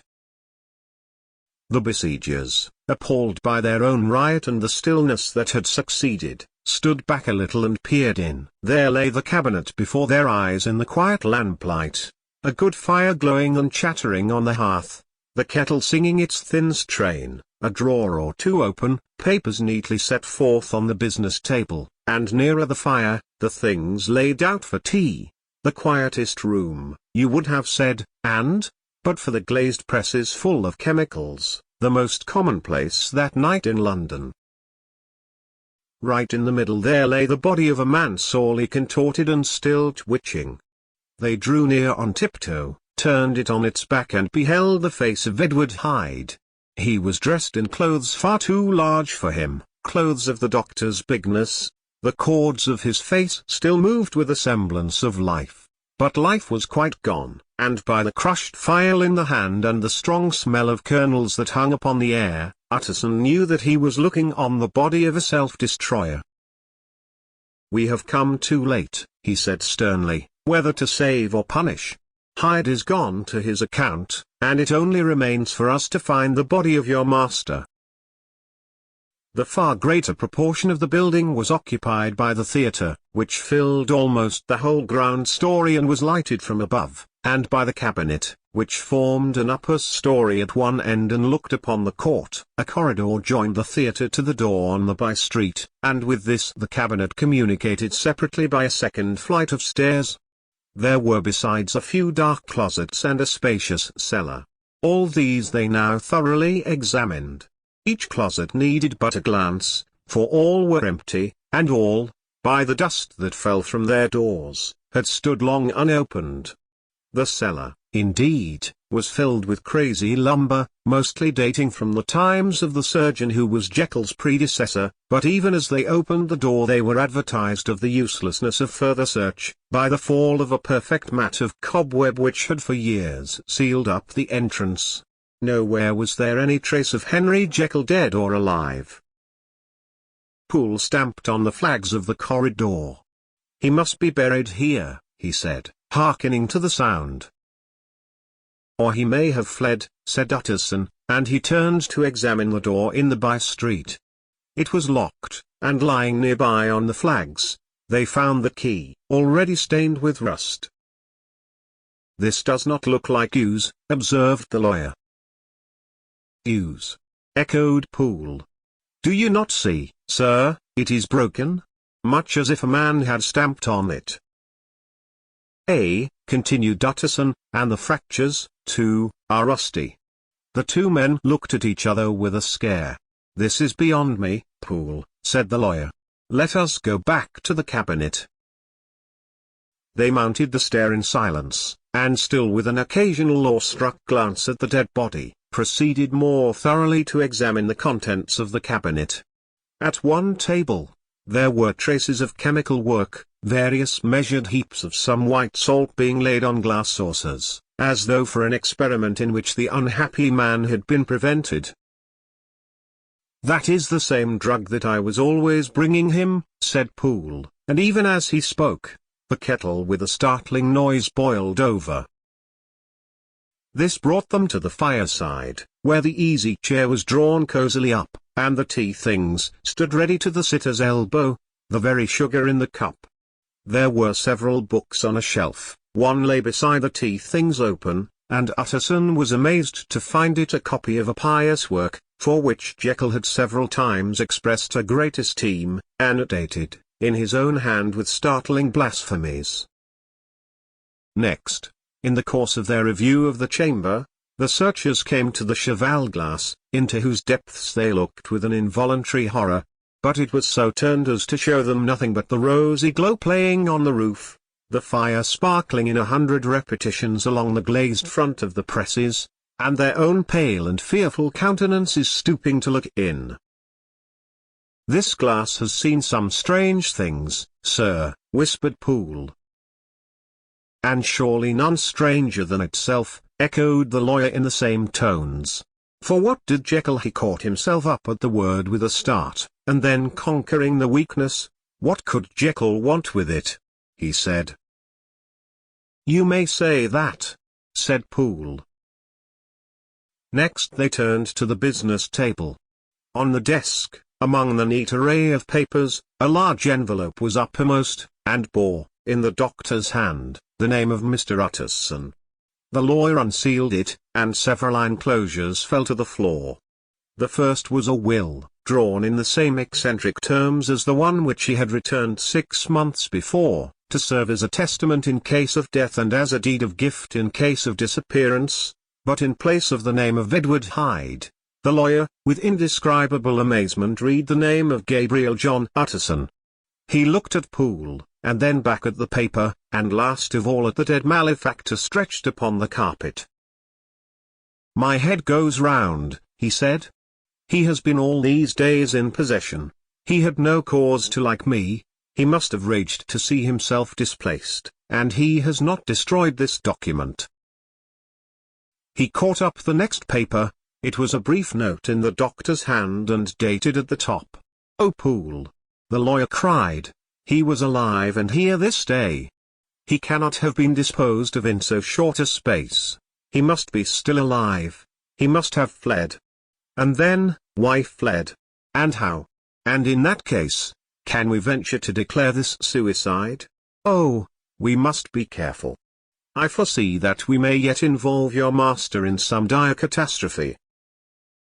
"Why don't you read it, sir?" asked Poole. "Because I fear," replied the lawyer solemnly. "God grant I have no cause for it." And with that he brought the paper to his eyes and read as follows. "My dear Utterson, when this shall fall into your hands, I shall have disappeared. Under what circumstances I have not the penetration to foresee, but my instinct and all the circumstances of my nameless situation tell me that the end is sure and must be early. Go then, and first read the narrative which Lanyon warned me he was to place in your hands, and if you care to hear more, turn to the confession of your unworthy and unhappy friend, Henry Jekyll. There was a third enclosure? Asked Utterson. Here, sir, said Poole, and gave into his hands a considerable packet sealed in several places. The lawyer put it in his pocket. I would say nothing of this paper. If your master has fled or is dead, we may at least save his credit. It is now 10. I must go home and read these documents in quiet, but I shall be back before midnight, when we shall send for the police. They went out, locking the door of the theatre behind them, and Utterson, once more leaving the servants gathered about the fire in the hall, trudged back to his office to read the two narratives in which this mystery was now to be explained. Dr. Lanyon's narrative. On the 9th of January, now 4 days ago, I received by the evening delivery a registered envelope, addressed in the hand of my colleague and old school companion, Henry Jekyll. I was a good deal surprised by this, for we were by no means in the habit of correspondence. I had seen the man, dined with him, indeed, the night before, and I could imagine nothing in our intercourse that should justify formality of registration. The contents increased my wonder, for this is how the letter ran. 10th of December, 18. Dear Lanyon, you are one of my oldest friends, and although we may have differed at times on scientific questions, I cannot remember, at least on my side, any break in our affection. There was never a day when, if you had said to me, Jekyll, my life, my honor, my reason, depend upon you, I would not have sacrificed my left hand to help you. Lanyon, my life, my honor, my reason, are all at your mercy. If you fail me tonight, I am lost. You might suppose, after this preface, that I am going to ask you for something dishonorable to grant. Judge for yourself. I want you to postpone all other engagements for tonight, even if you were summoned to the bedside of an emperor, to take a cab, unless your carriage should be actually at the door, and with this letter in your hand for consultation, to drive straight to my house. Poole, my butler, has his orders. You will find him waiting your arrival with a locksmith. The door of my cabinet is then to be forced, and you are to go in alone, to open the glazed press, letter E, on the left hand, breaking the lock if it be shut, and to draw out, with all its contents as they stand, the fourth drawer from the top or, which is the same thing, the third from the bottom. In my extreme distress of mind, I have a morbid fear of misdirecting you, but even if I am in error, you may know the right drawer by its contents, some powders, a file and a paper book.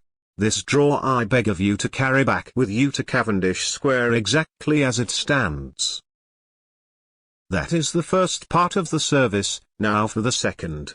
You should be back, if you set out at once on the receipt of this, long before midnight, but I will leave you that amount of margin, not only in the fear of one of those obstacles that can neither be prevented nor foreseen, but because an hour when your servants are in bed is to be preferred for what will then remain to do.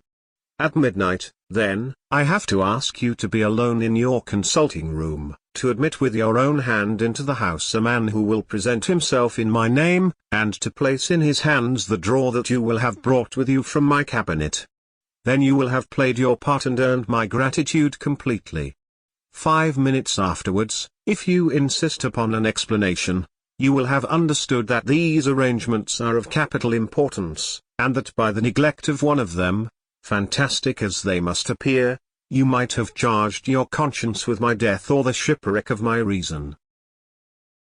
Confident as I am that you will not trifle with this appeal, my heart sinks and my hand trembles at the bare thought of such a possibility. Think of me at this hour, in a strange place, laboring under a blackness of distress that no fancy can exaggerate, and yet well aware that, if you will but punctually serve me, my troubles will roll away like a story that is told.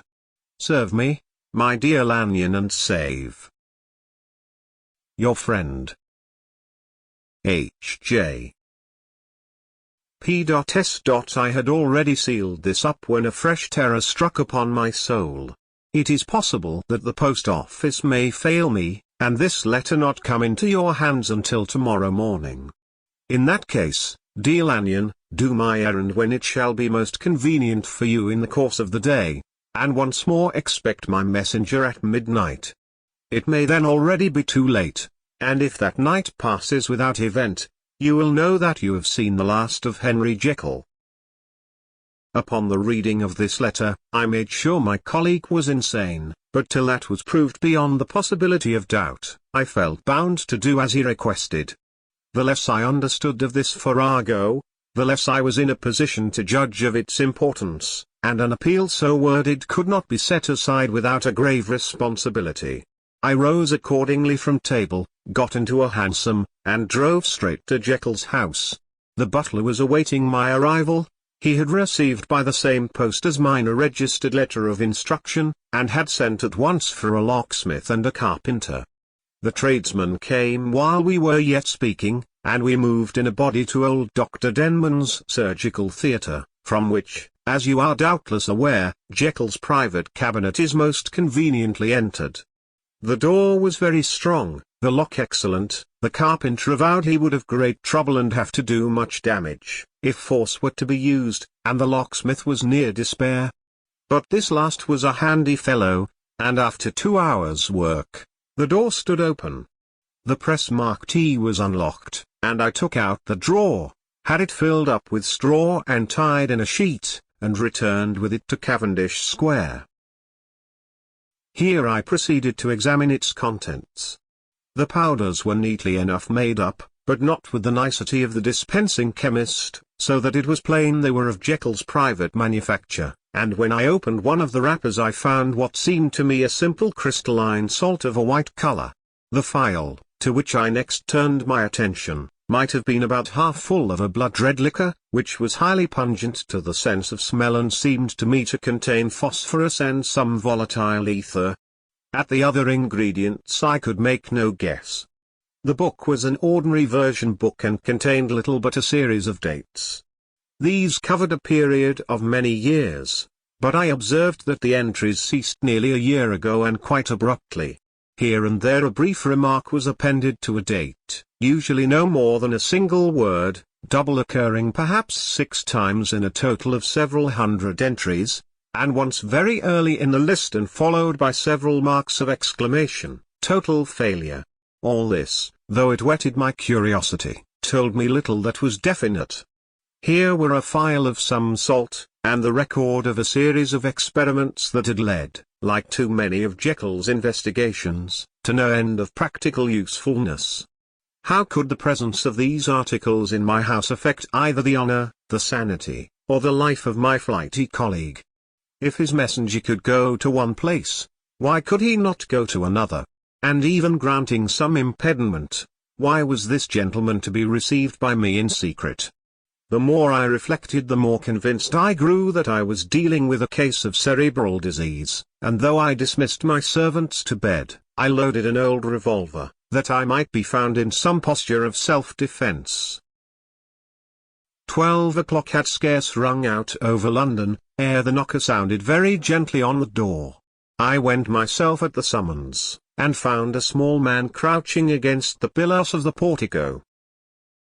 "Are you come from Dr. Jekyll?" I asked. He told me yes by a constrained gesture, and when I had bidden him enter, he did not obey me without a searching backward glance into the darkness of the square. There was a policeman not far off, advancing with his bull's eye open, and at the sight, I thought my visitor started and made greater haste. These particulars struck me, I confess, disagreeably, and as I followed him into the bright light of the consulting room, I kept my hand ready on my weapon. Here, at last, I had a chance of clearly seeing him. I had never set eyes on him before, so much was certain. He was small, as I have said. I was struck besides with the shocking expression of his face, with his remarkable combination of great muscular activity and great apparent debility of constitution, and, last but not least, with the odd, subjective disturbance caused by his neighborhood. This bore some resemblance to incipient rigor, and was accompanied by a marked sinking of the pulse. At the time, I set it down to some idiosyncratic, personal distaste, and merely wondered at the acuteness of the symptoms, but I have since had reason to believe the cause to lie much deeper in the nature of man, and to turn on some nobler hinge than the principle of hatred. This person, who had thus, from the first moment of his entrance, struck in me what I can only describe as a disgustful curiosity, was dressed in a fashion that would have made an ordinary person laughable. His clothes, that is to say, although they were of rich and sober fabric, were enormously too large for him in every measurement, the trousers hanging on his legs and rolled up to keep them from the ground, the waist of the coat below his haunches, and the collar sprawling wide upon his shoulders. Strange to relate, this ludicrous accoutrement was far from moving me to laughter. Rather, as there was something abnormal and misbegotten in the very essence of the creature that now faced me, something seizing, surprising and revolting, this fresh disparity seemed but to fit in with and to reinforce it, so that to my interest in the man's nature and character, there was added a curiosity as to his origin, his life, his fortune and status in the world.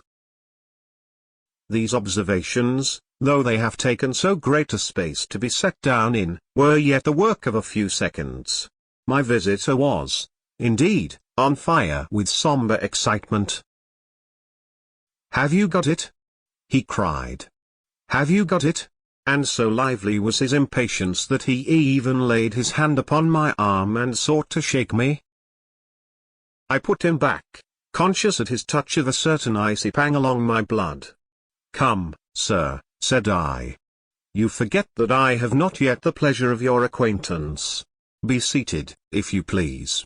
And I showed him an example, and sat down myself in my customary seat, and with as fair an imitation of my ordinary manner to a patient, as the lateness of the hour, the nature of my preoccupations, and the horror I had of my visitor, would suffer me to muster. "I beg your pardon, Dr. Lanyon," he replied civilly enough.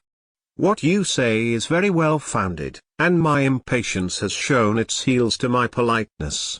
I come here at the instance of your colleague, Dr. Henry Jekyll, on a piece of business of some moment, and I understood."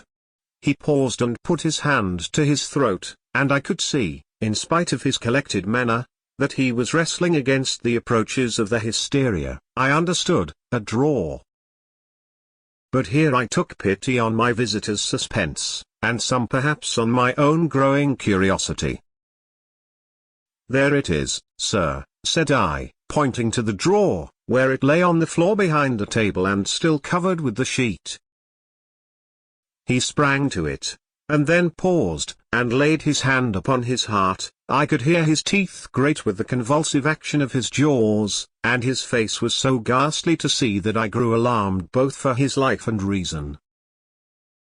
"Compose yourself," said I. He turned a dreadful smile to me, and as if with the decision of despair, plucked away the sheet. At sight of the contents, he uttered one loud sob of such immense relief that I sat petrified. And the next moment, in a voice that was already fairly well under control, "Have you a graduated glass?" he asked. I rose from my place with something of an effort and gave him what he asked. He thanked me with a smiling nod, measured out a few minims of the red tincture and added one of the powders.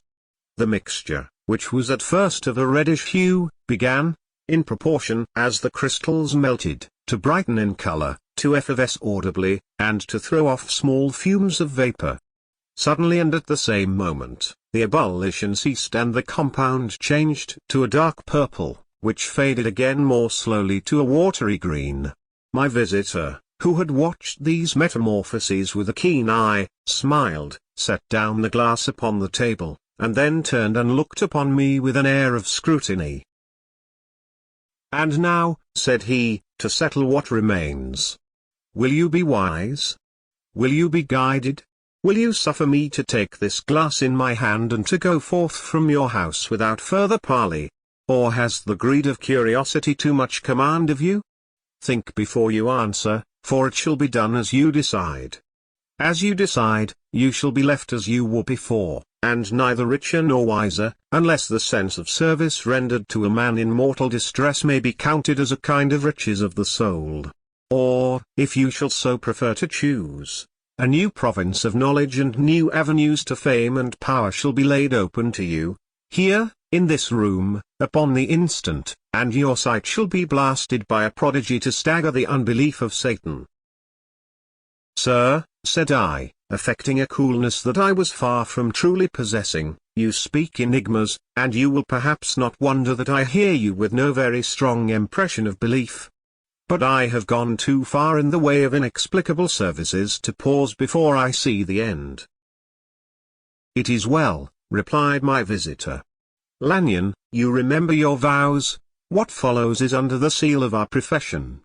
And now, you who have so long been bound to the most narrow and material views, you who have denied the virtue of transcendental medicine, you who have derided your superiors, behold. He put the glass to his lips and drank at one gulp. A cry followed, he reeled, staggered, clutched at the table and held on, staring with injected eyes, gasping with open mouth, and as I looked there came, I thought, a change. He seemed to swell, his face became suddenly black and the features seemed to melt and alter, and the next moment, I had sprung to my feet and leapt back against the wall, my arms raised to shield me from that prodigy, my mind submerged in terror. "Oh God!" I screamed, and "Oh God!" again and again, for there before my eyes, pale and shaken, and half fainting, and groping before him with his hands, like a man restored from death, there stood Henry Jekyll. What he told me in the next hour, I cannot bring my mind to set on paper. I saw what I saw, I heard what I heard, and my soul sickened at it, and yet now when that sight has faded from my eyes, I ask myself if I believe it, and I cannot answer. My life is shaken to its roots, sleep has left me, the deadliest terror sits by me at all hours of the day and night, and I feel that my days are numbered, and that I must die, and yet I shall die incredulous. As for the moral turpitude that man unveiled to me, even with tears of penitence, I cannot, even in memory, dwell on it without a start of horror. I will say but one thing, Utterson, and that, if you can bring your mind to credit it, will be more than enough. The creature who crept into my house that night was, on Jekyll's own confession, known by the name of Hyde and hunted for in every corner of the land as the murderer of Carew. Hasty Lanyon. Henry Jekyll's full statement of the case. I was born in the year 18, to a large fortune, endowed besides with excellent parts, inclined by nature to industry, fond of the respect of the wise and good among my fellow men, and thus, as might have been supposed, with every guarantee of an honourable and distinguished future.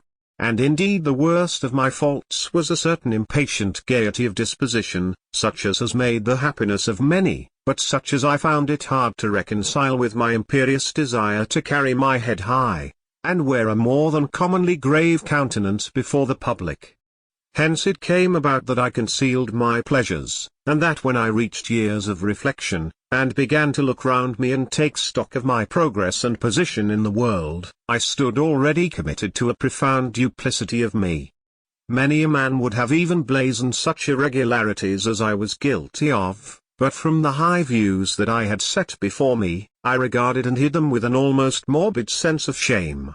It was thus rather the exacting nature of my aspirations than any particular degradation in my faults, that made me what I was, and, with even a deeper trench than in the majority of men, severed in me those provinces of good and ill which divide and compound man's dual nature. In this case, I was driven to reflect deeply and inveterately on that hard law of life, which lies at the root of religion and is one of the most plentiful springs of distress. Though so profound a double dealer, I was in no sense a hypocrite. Both sides of me were in dead earnest. I was no more myself when I laid aside restraint and plunged in shame, than when I labored, in the eye of day, at the furtherance of knowledge or the relief of sorrow and suffering. And it chanced that the direction of my scientific studies, which led wholly towards the mystic and the transcendental, reacted and shed a strong light on this consciousness of the perennial war among my members. With every day, and from both sides of my intelligence, the moral and the intellectual, I thus drew steadily nearer to that truth, by whose partial discovery I have been doomed to such a dreadful shipwreck, that man is not truly one, but truly two. I say two, because the state of my own knowledge does not pass beyond that point. Others will follow. Others will outstrip me on the same lines, and I hazard the guess that man will be ultimately known for a mere polity of multifarious, incongruous and independent denizens.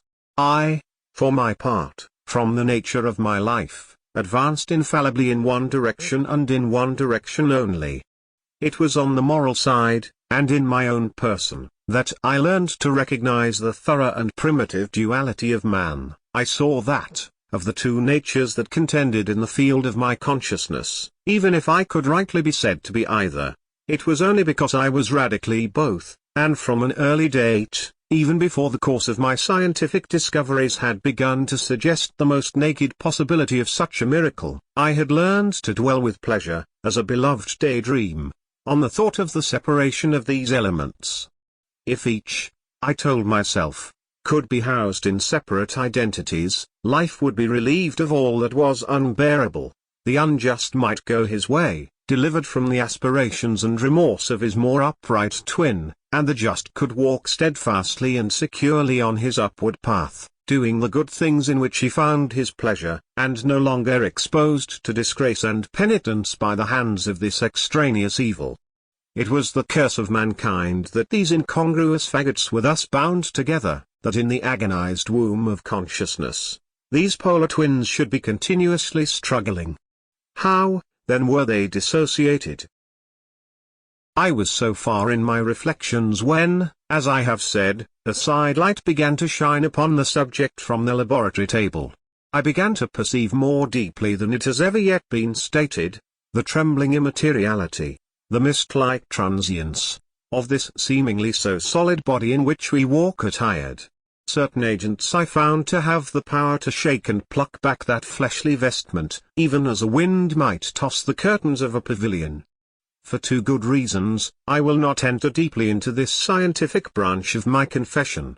First, because I have been made to learn that the doom and burthen of our life is bound forever on man's shoulders, and when the attempt is made to cast it off, it but returns upon us with more unfamiliar and more awful pressure. Second, because, as my narrative will make, alas, too evident, my discoveries were incomplete. Enough then, that I not only recognized my natural body from the mere aura and effulgence of certain of the powers that made up my spirit, but managed to compound a drug by which these powers should be dethroned from their supremacy, and a second form and countenance substituted, none the less natural to me because they were the expression, and bore the stamp of lower elements in my soul. I hesitated long before I put this theory to the test of practice.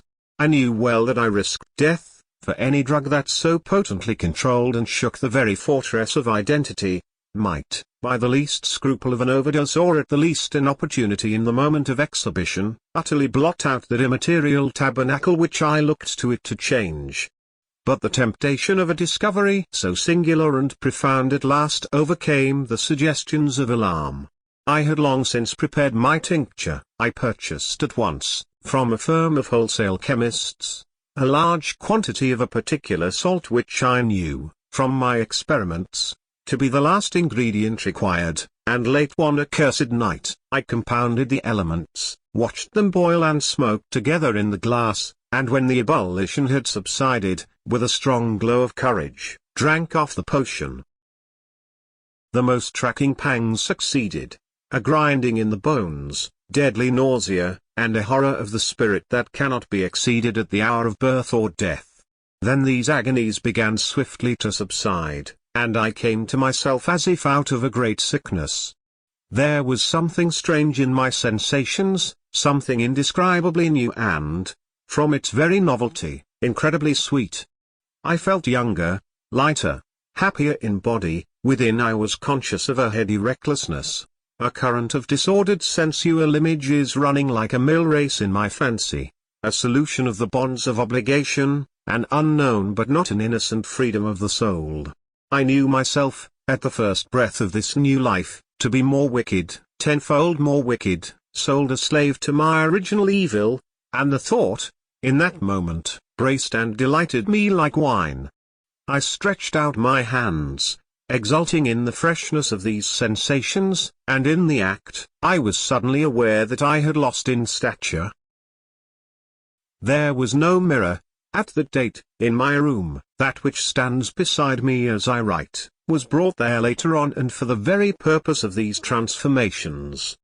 The night, however, was far gone into the morning. The morning, black as it was nearly ripe for the conception of the day. The inmates of my house were locked in the most rigorous hours of slumber, and I determined, flushed as I was with hope and triumph, to venture in my new shape as far as to my bedroom. I crossed the yard, wherein the constellations looked down upon me. I could have thought, with wonder, the first creature of that sort that their unsleeping vigilance had yet disclosed to them. I stole through the corridors, a stranger in my own house, and coming to my room, I saw for the first time the appearance of Edward Hyde. I must here speak by theory alone, saying not that which I know, but that which I suppose to be most probable.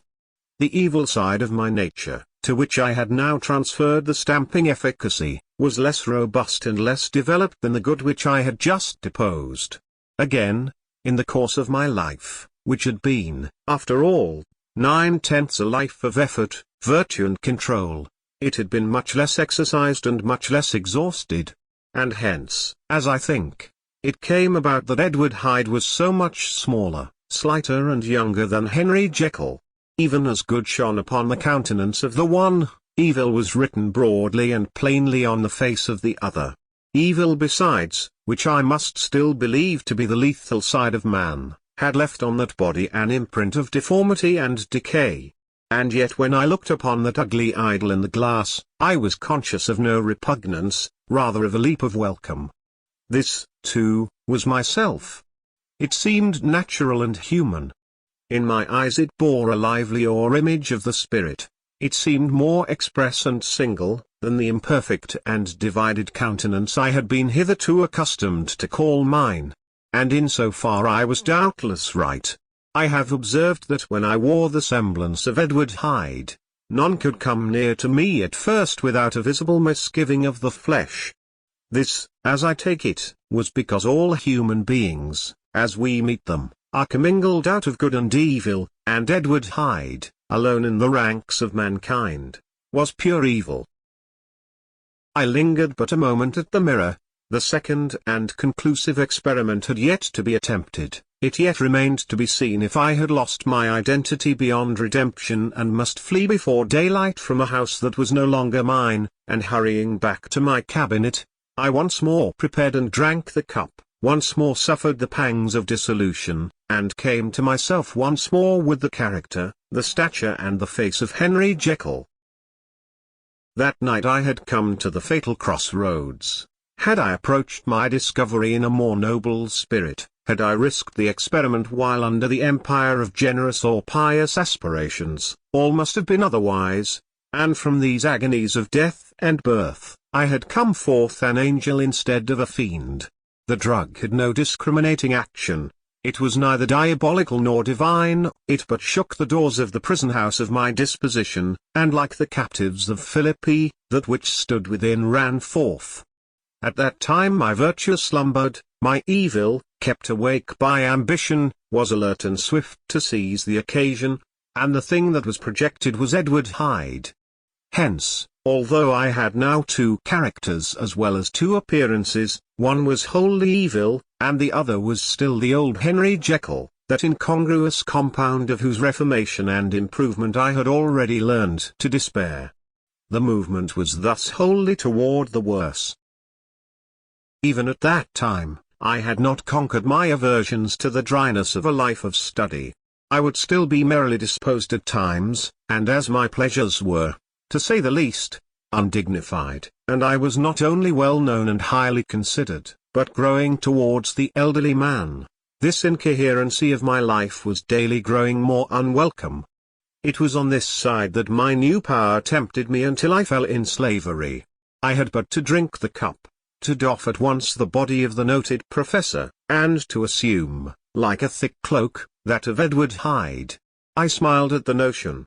It seemed to me at the time to be humorous, and I made my preparations with the most studious care.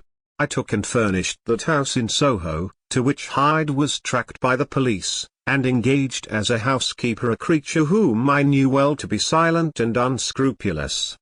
On the other side, I announced to my servants that a Mr. Hyde, whom I described, was to have full liberty and power about my house in the square, and to parry mishaps. I even called and made myself a familiar object, in my second character.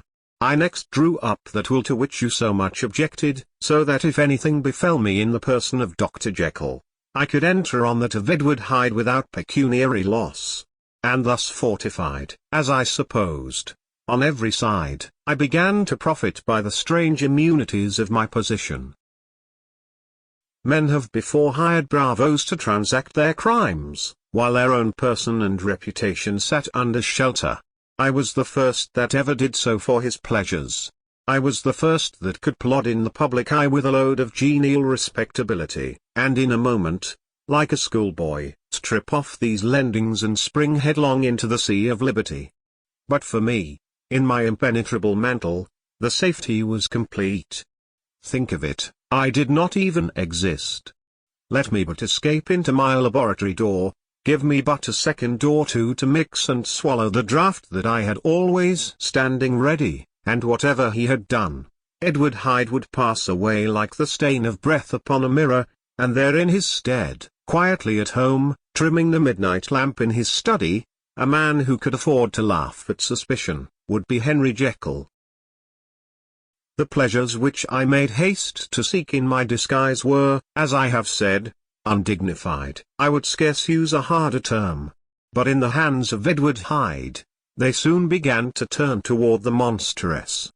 When I would come back from these excursions, I was often plunged into a kind of wonder at my vicarious depravity.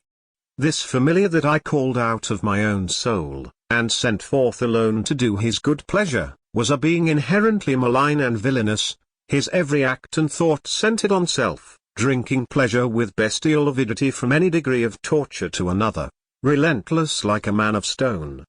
Henry Jekyll stood at times aghast before the acts of Edward Hyde, but the situation was apart from ordinary laws, and insidiously relaxed the grasp of conscience. It was Hyde, after all, and Hyde alone, that was guilty. Jekyll was no worse. He woke again to his good qualities seemingly unimpaired. He would even make haste, where it was possible, to undo the evil done by Hyde. And thus his conscience slumbered. Into the details of the infamy at which I thus connived, for even now I can scarce grant that I committed it, I have no design of entering. I mean but to point out the warnings and the successive steps with which my chastisement approached. I met with one accident which, as it brought on no consequence, I shall no more than mention.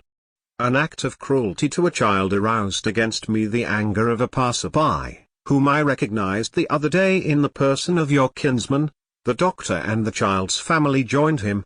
There were moments when I feared for my life, and at last, in order to pacify their too just resentment, Edward Hyde had to bring them to the door, and pay them in a cheque drawn in the name of Henry Jekyll. But this danger was easily eliminated from the future, by opening an account at another bank in the name of Edward Hyde himself, and when, by sloping my own hand backward, I had supplied my double with a signature, I thought I sat beyond the reach of fate. Some 2 months before the murder of Sir Danvers, I had been out for one of my adventures, had returned at a late hour, and woke the next day in bed with somewhat odd sensations.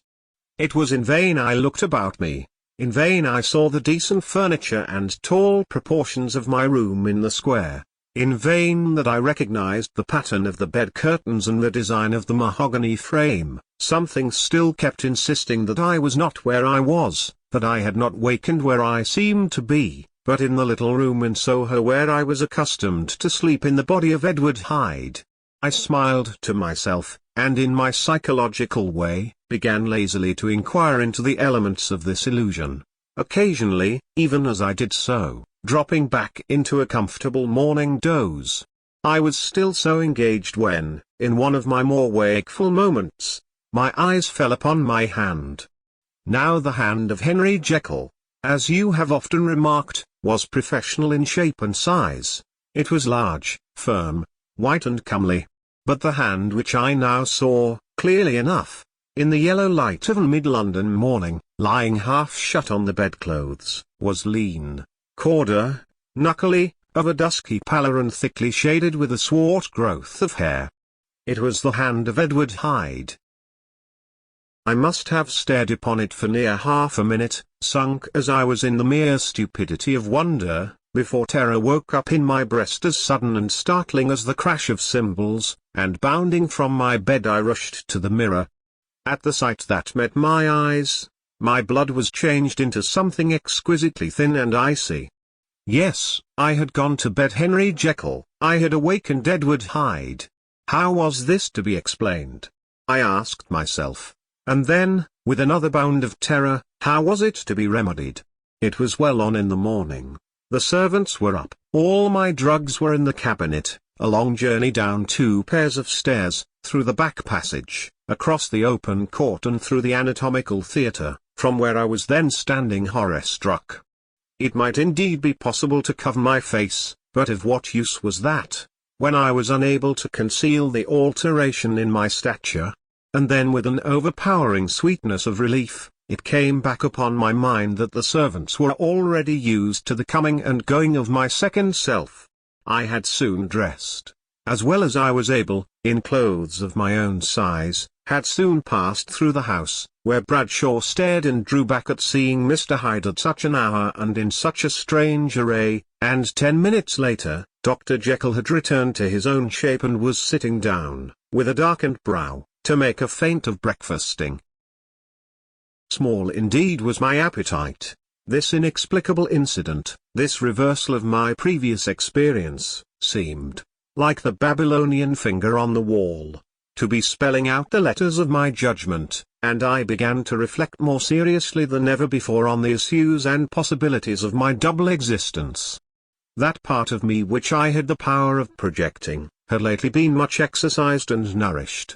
It had seemed to me of late as though the body of Edward Hyde had grown in stature, as though, when I wore that form, I were conscious of a more generous tide of blood, and I began to spy a danger that, if this were much prolonged, the balance of my nature might be permanently overthrown, the power of voluntary change be forfeited, and the character of Edward Hyde become irrevocably mine. The power of the drug had not been always equally displayed. Once, very early in my career, it had totally failed me. Since then I had been obliged on more than one occasion to double, and once, with infinite risk of death, to treble the amount, and these rare uncertainties had cast hitherto the sole shadow on my contentment. Now, however, and in the light of that morning's accident, I was led to remark that whereas, in the beginning, the difficulty had been to throw off the body of Jekyll, it had of late gradually but decidedly transferred itself to the other side. All things therefore seemed to point to this, that I was slowly losing hold of my original and better self, and becoming slowly incorporated with my second and worse. Between these two, I now felt I had to choose. My two natures had memory in common, but all other faculties were most unequally shared between them. Jekyll, who was composite, now with the most sensitive apprehensions, now with a greedy gusto, projected and shared in the pleasures and adventures of Hyde. But Hyde was indifferent to Jekyll, or but remembered him as the mountain bandit remembers the cavern in which he conceals himself from pursuit. Jekyll had more than a father's interest, Hyde had more than a son's indifference. To cast in my lot with Jekyll, was to die to those appetites which I had long secretly indulged and had of late begun to pamper. To cast it in with Hyde, was to die to 1,000 interests and aspirations, and to become, at a blow and forever, despised and friendless. The bargain might appear unequal, but there was still another consideration in the scales. For while Jekyll would suffer smartingly in the fires of abstinence, Hyde would be not even conscious of all that he had lost. Strange as my circumstances were, the terms of this debate are as old and commonplace as man. Much the same inducements and alarms cast the die for any tempted and trembling sinner, and it fell out with me, as it falls with so vast a majority of my fellows, that I chose the better part and was found wanting in the strength to keep to it. Yes, I preferred the elderly and discontented doctor, surrounded by friends and cherishing honest hopes, and bade a resolute farewell to the liberty, the comparative youth, the light step, leaping impulses and secret pleasures, that I had enjoyed in the disguise of Hyde. I made this choice perhaps with some unconscious reservation, for I neither gave up the house in Soho, nor destroyed the clothes of Edward Hyde, which still lay ready in my cabinet. For 2 months, however, I was true to my determination. For 2 months, I led a life of such severity as I had never before attained to, and enjoyed the compensations of an approving conscience. But time began at last to obliterate the freshness of my alarm.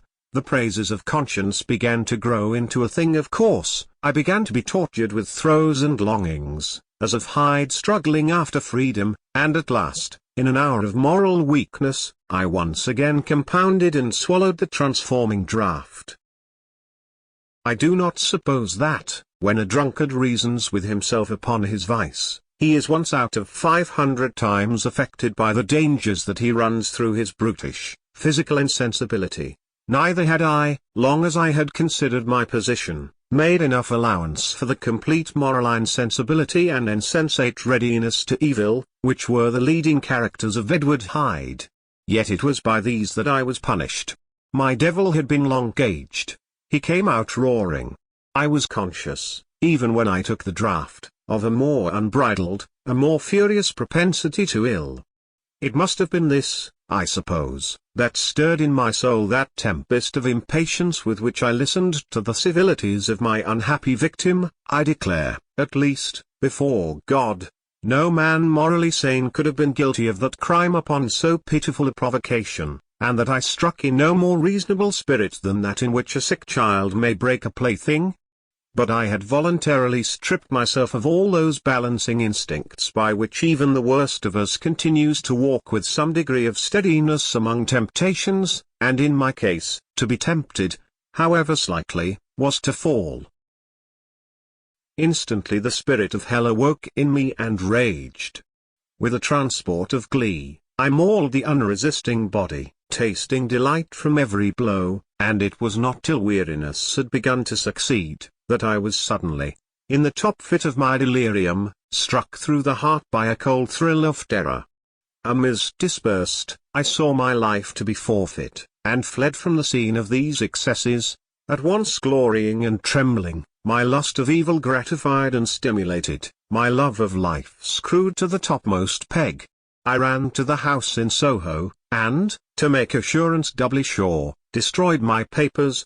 Thence I set out through the lamplit streets, in the same divided ecstasy of mind, gloating on my crime, light-headedly devising others in the future, and yet still hastening and still hearkening in my wake for the steps of the avenger. Hyde had a song upon his lips as he compounded the draught, and as he drank it, pledged the dead man.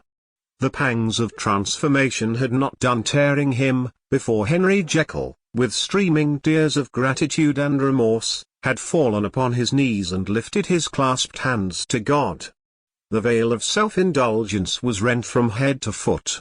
I saw my life as a whole. I followed it up from the days of childhood, when I had walked with my father's hand, and through the self-denying toils of my professional life, to arrive again and again, with the same sense of unreality, at the damned horrors of the evening. I could have screamed aloud, I sought with tears and prayers to smother down the crowd of hideous images and sounds with which my memory swarmed against me, and still, between the petitions, the ugly face of my iniquity stared into my soul. As the acuteness of this remorse began to die away, it was succeeded by a sense of joy. The problem of my conduct was solved. Hyde was thenceforth impossible, whether I would or not. I was now confined to the better part of my existence, and oh, how I rejoiced to think of it! With what willing humility I embraced anew the restrictions of natural life. With what sincere renunciation I locked the door by which I had so often gone and come, and ground the key under my heel. The next day, came the news that the murder had not been overlooked, that the guilt of Hyde was patent to the world, and that the victim was a man high in public estimation. It was not only a crime, it had been a tragic folly. I think I was glad to know it. I think I was glad to have my better impulses thus buttressed and guarded by the terrors of the scaffold. Jekyll was now my city of refuge. Let but Hyde peep out an instant, and the hands of all men would be raised to take and slay him. I resolved in my future conduct to redeem the past, and I can say with honesty that my resolve was fruitful of some good. You know yourself how earnestly, in the last months of the last year, I labored to relieve suffering. You know that much was done for others, and that the days passed quietly, almost happily for myself. Nor can I truly say that I wearied of this beneficent and innocent life. I think instead that I daily enjoyed it more completely, but I was still cursed with my duality of purpose, and as the first edge of my penitence wore off, the lower side of me, so long indulged, so recently chained down, began to growl for license. Not that I dreamed of resuscitating Hyde. The bare idea of that would startle me to frenzy. No, it was in my own person that I was once more tempted to trifle with my conscience, and it was as an ordinary secret sinner that I at last fell before the assaults of temptation. There comes an end to all things, the most capacious measure is filled at last, and this brief condescension to my evil finally destroyed the balance of my soul. And yet I was not alarmed. The fall seemed natural, like a return to the old days before I had made my discovery. It was a fine, clear, January day, wet underfoot where the frost had melted, but cloudless overhead, and the Regent's Park was full of winter chirrupings and sweet with spring odours. I sat in the sun on a bench, the animal within me licking the chops of memory, the spiritual side a little drowsed, promising subsequent penitence, but not yet moved to begin. After all, I reflected, I was like my neighbors, and then I smiled, comparing myself with other men, comparing my active goodwill with the lazy cruelty of their neglect. And at the very moment of that vainglorious thought, a qualm came over me, a horrid nausea and the most deadly shuddering. These passed away, and left me faint, and then as in its turn faintness subsided, I began to be aware of a change in the temper of my thoughts, a greater boldness, a contempt of danger, a solution of the bonds of obligation. I looked down. My clothes hung formlessly on my shrunken limbs, the hand that lay on my knee was corded and hairy. I was once more Edward Hyde. A moment before I had been safe of all men's respect, wealthy, beloved, the cloth laying for me in the dining room at home, and now I was the common quarry of mankind, hunted, houseless, a known murderer, thrall to the gallows. My reason wavered, but it did not fail me utterly. I have more than once observed that in my second character, my faculties seemed sharpened to a point and my spirits more tensely elastic. Thus it came about that, where Jekyll perhaps might have succumbed, Hyde rose to the importance of the moment. My drugs were in one of the presses of my cabinet. How was I to reach them? That was the problem that, crushing my temples in my hands, I set myself to solve. The laboratory door I had closed. If I sought to enter by the house, my own servants would consign me to the gallows. I saw I must employ another hand, and thought of Lanyon. How was he to be reached? How persuaded? Supposing that I escaped capture in the streets, how was I to make my way into his presence? And how should I, an unknown and displeasing visitor, prevail on the famous physician to rifle the study of his colleague, Dr. Jekyll? Then I remembered that of my original character, one part remained to me, I could write my own hand, and once I had conceived that kindling spark, the way that I must follow became lighted up from end to end. Thereupon, I arranged my clothes as best I could, and summoning a passing hansom, drove to an hotel in Portland Street, the name of which I chanced to remember. At my appearance, which was indeed comical enough, however tragic a fate these garments covered, the driver could not conceal his mirth. I gnashed my teeth upon him with a gust of devilish fury, and the smile withered from his face, happily for him, yet more happily for myself, for in another instant I had certainly dragged him from his perch. At the inn, as I entered, I looked about me with so black a countenance as made the attendants tremble. Not a look did they exchange in my presence, but obsequiously took my orders, led me to a private room, and brought me wherewithal to write. Hyde in danger of his life was a creature new to me, shaken with inordinate anger, strung to the pitch of murder, lusting to inflict pain. Yet the creature was astute, mastered his fury with a great effort of the will, composed his two important letters, one to Lanyon and one to Poole, and that he might receive actual evidence of their being posted, sent them out with directions that they should be registered. Thenceforward, he sat all day over the fire in the private room, gnawing his nails. There he dined, sitting alone with his fears, the waiter visibly quailing before his eye, and thence, when the night was fully come, he set forth in the corner of a closed cab, and was driven to and fro about the streets of the city. He, I cannot say, that child of hell had nothing human, nothing lived in him but fear and hatred. And when at last, thinking the driver had begun to grow suspicious, he discharged the cab and ventured on foot, attired in his misfitting clothes, an object marked out for observation, into the midst of the nocturnal passengers, these two base passions raged within him like a tempest. He walked fast, hunted by his fears, chattering to himself, skulking through the less frequented thoroughfares, counting the minutes that still divided him from midnight. Once a woman spoke to him, offering, I think, a box of lights. He smote her in the face, and she fled. When I came to myself at Lanyon's, the horror of my old friend perhaps affected me somewhat, I do not know. It was at least but a drop in the sea to the abhorrence with which I looked back upon these hours. A change had come over me. It was no longer the fear of the gallows, it was the horror of being Hyde that tracked me. I received Lanyon's condemnation partly in a dream. It was partly in a dream that I came home to my own house and got into bed. I slept after the prostration of the day, with a stringent and profound slumber which not even the nightmares that wrung me could avail to break. I awoke in the morning shaken, weakened, but refreshed. I still hated and feared the thought of the brute that slept within me, and I had not of course forgotten the appalling dangers of the day before, but I was once more at home, in my own house and close to my drugs, and gratitude for my escape shone so strong in my soul that it almost rivaled the brightness of hope. I was stepping leisurely across the court after breakfast, drinking the chill of the air with pleasure, when I was seized again with those indescribable sensations that heralded the change, and I had but the time to gain the shelter of my cabinet, before I was once again raging and freezing with the passions of Hyde. It took on this occasion a double dose to recall me to myself, and alas! 6 hours after, as I sat looking sadly in the fire, the pangs returned, and the drug had to be re-administered.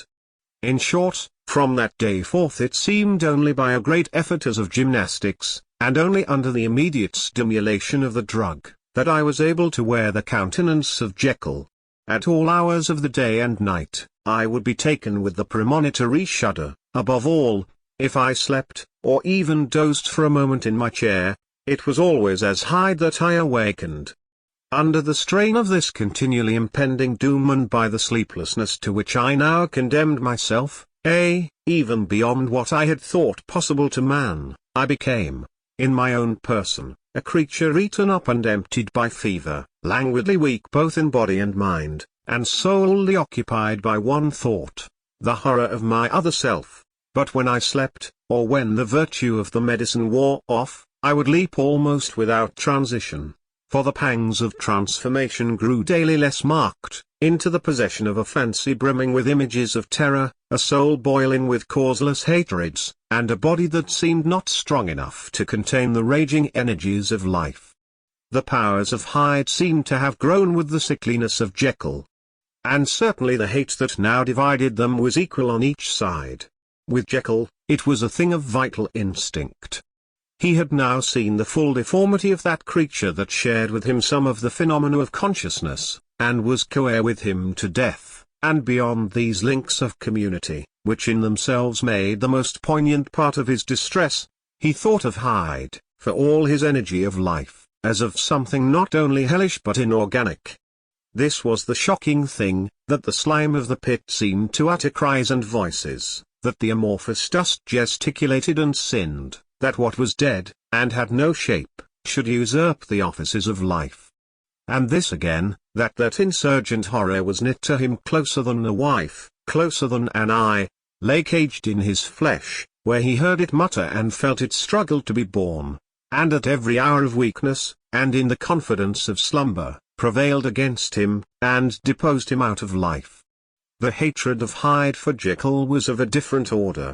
His terror of the gallows drove him continually to commit temporary suicide, and return to his subordinate station of a part instead of a person, but he loathed the necessity. He loathed the despondency into which Jekyll was now fallen, and he resented the dislike with which he was himself regarded. Hence the ape-like tricks that he would play me, scrawling in my own hand blasphemies on the pages of my books, burning the letters and destroying the portrait of my father, and indeed, had it not been for his fear of death, he would long ago have ruined himself in order to involve me in the ruin. But his love of me is wonderful. I go further, I, who sicken and freeze at the mere thought of him, when I recall the abjection and passion of this attachment, and when I know how he fears my power to cut him off by suicide, I find it in my heart to pity him. It is useless, and the time awfully fails me, to prolong this description. No one has ever suffered such torments. Let that suffice, and yet even to these, habit brought, no, not alleviation, but a certain callousness of soul, a certain acquiescence of despair, and my punishment might have gone on for years, but for the last calamity which has now fallen, and which has finally severed me from my own face and nature. My provision of the salt, which had never been renewed since the date of the first experiment, began to run low. I sent out for a fresh supply and mixed the draught. The ebullition followed, and the first change of color, not the second. I drank it and it was without efficiency. You will learn from Poole how I have had London ransacked. It was in vain, and I am now persuaded that my first supply was impure, and that it was that unknown impurity which lent efficacy to the draught. About a week has passed, and I am now finishing this statement under the influence of the last of the old powders. This, then, is the last time, short of a miracle, that Henry Jekyll can think his own thoughts or see his own face, now how sadly altered, in the glass. Nor must I delay too long to bring my writing to an end, for if my narrative has hitherto escaped destruction, it has been by a combination of great prudence and great good luck. Should the throes of change take me in the act of writing it, Hyde will tear it in pieces, but if some time shall have elapsed after I have laid it by, his wonderful selfishness and circumscription to the moment will probably save it once again from the action of his ape-like spite. And indeed the doom that is closing on us both has already changed and crushed him. Half an hour from now, when I shall again and forever re-endue that hated personality, I know how I shall sit shuddering and weeping in my chair, or continue, with the most strained and fear-struck ecstasy of listening, to pace up and down this room, my last earthly refuge, and give ear to every sound of menace. Will Hyde die upon the scaffold? Or will he find courage to release himself at the last moment? God knows, I am careless. This is my true hour of death, and what is to follow concerns another than myself. Here then, as I lay down the pen and proceed to seal up my confession, I bring the life of that unhappy Henry Jekyll to an end.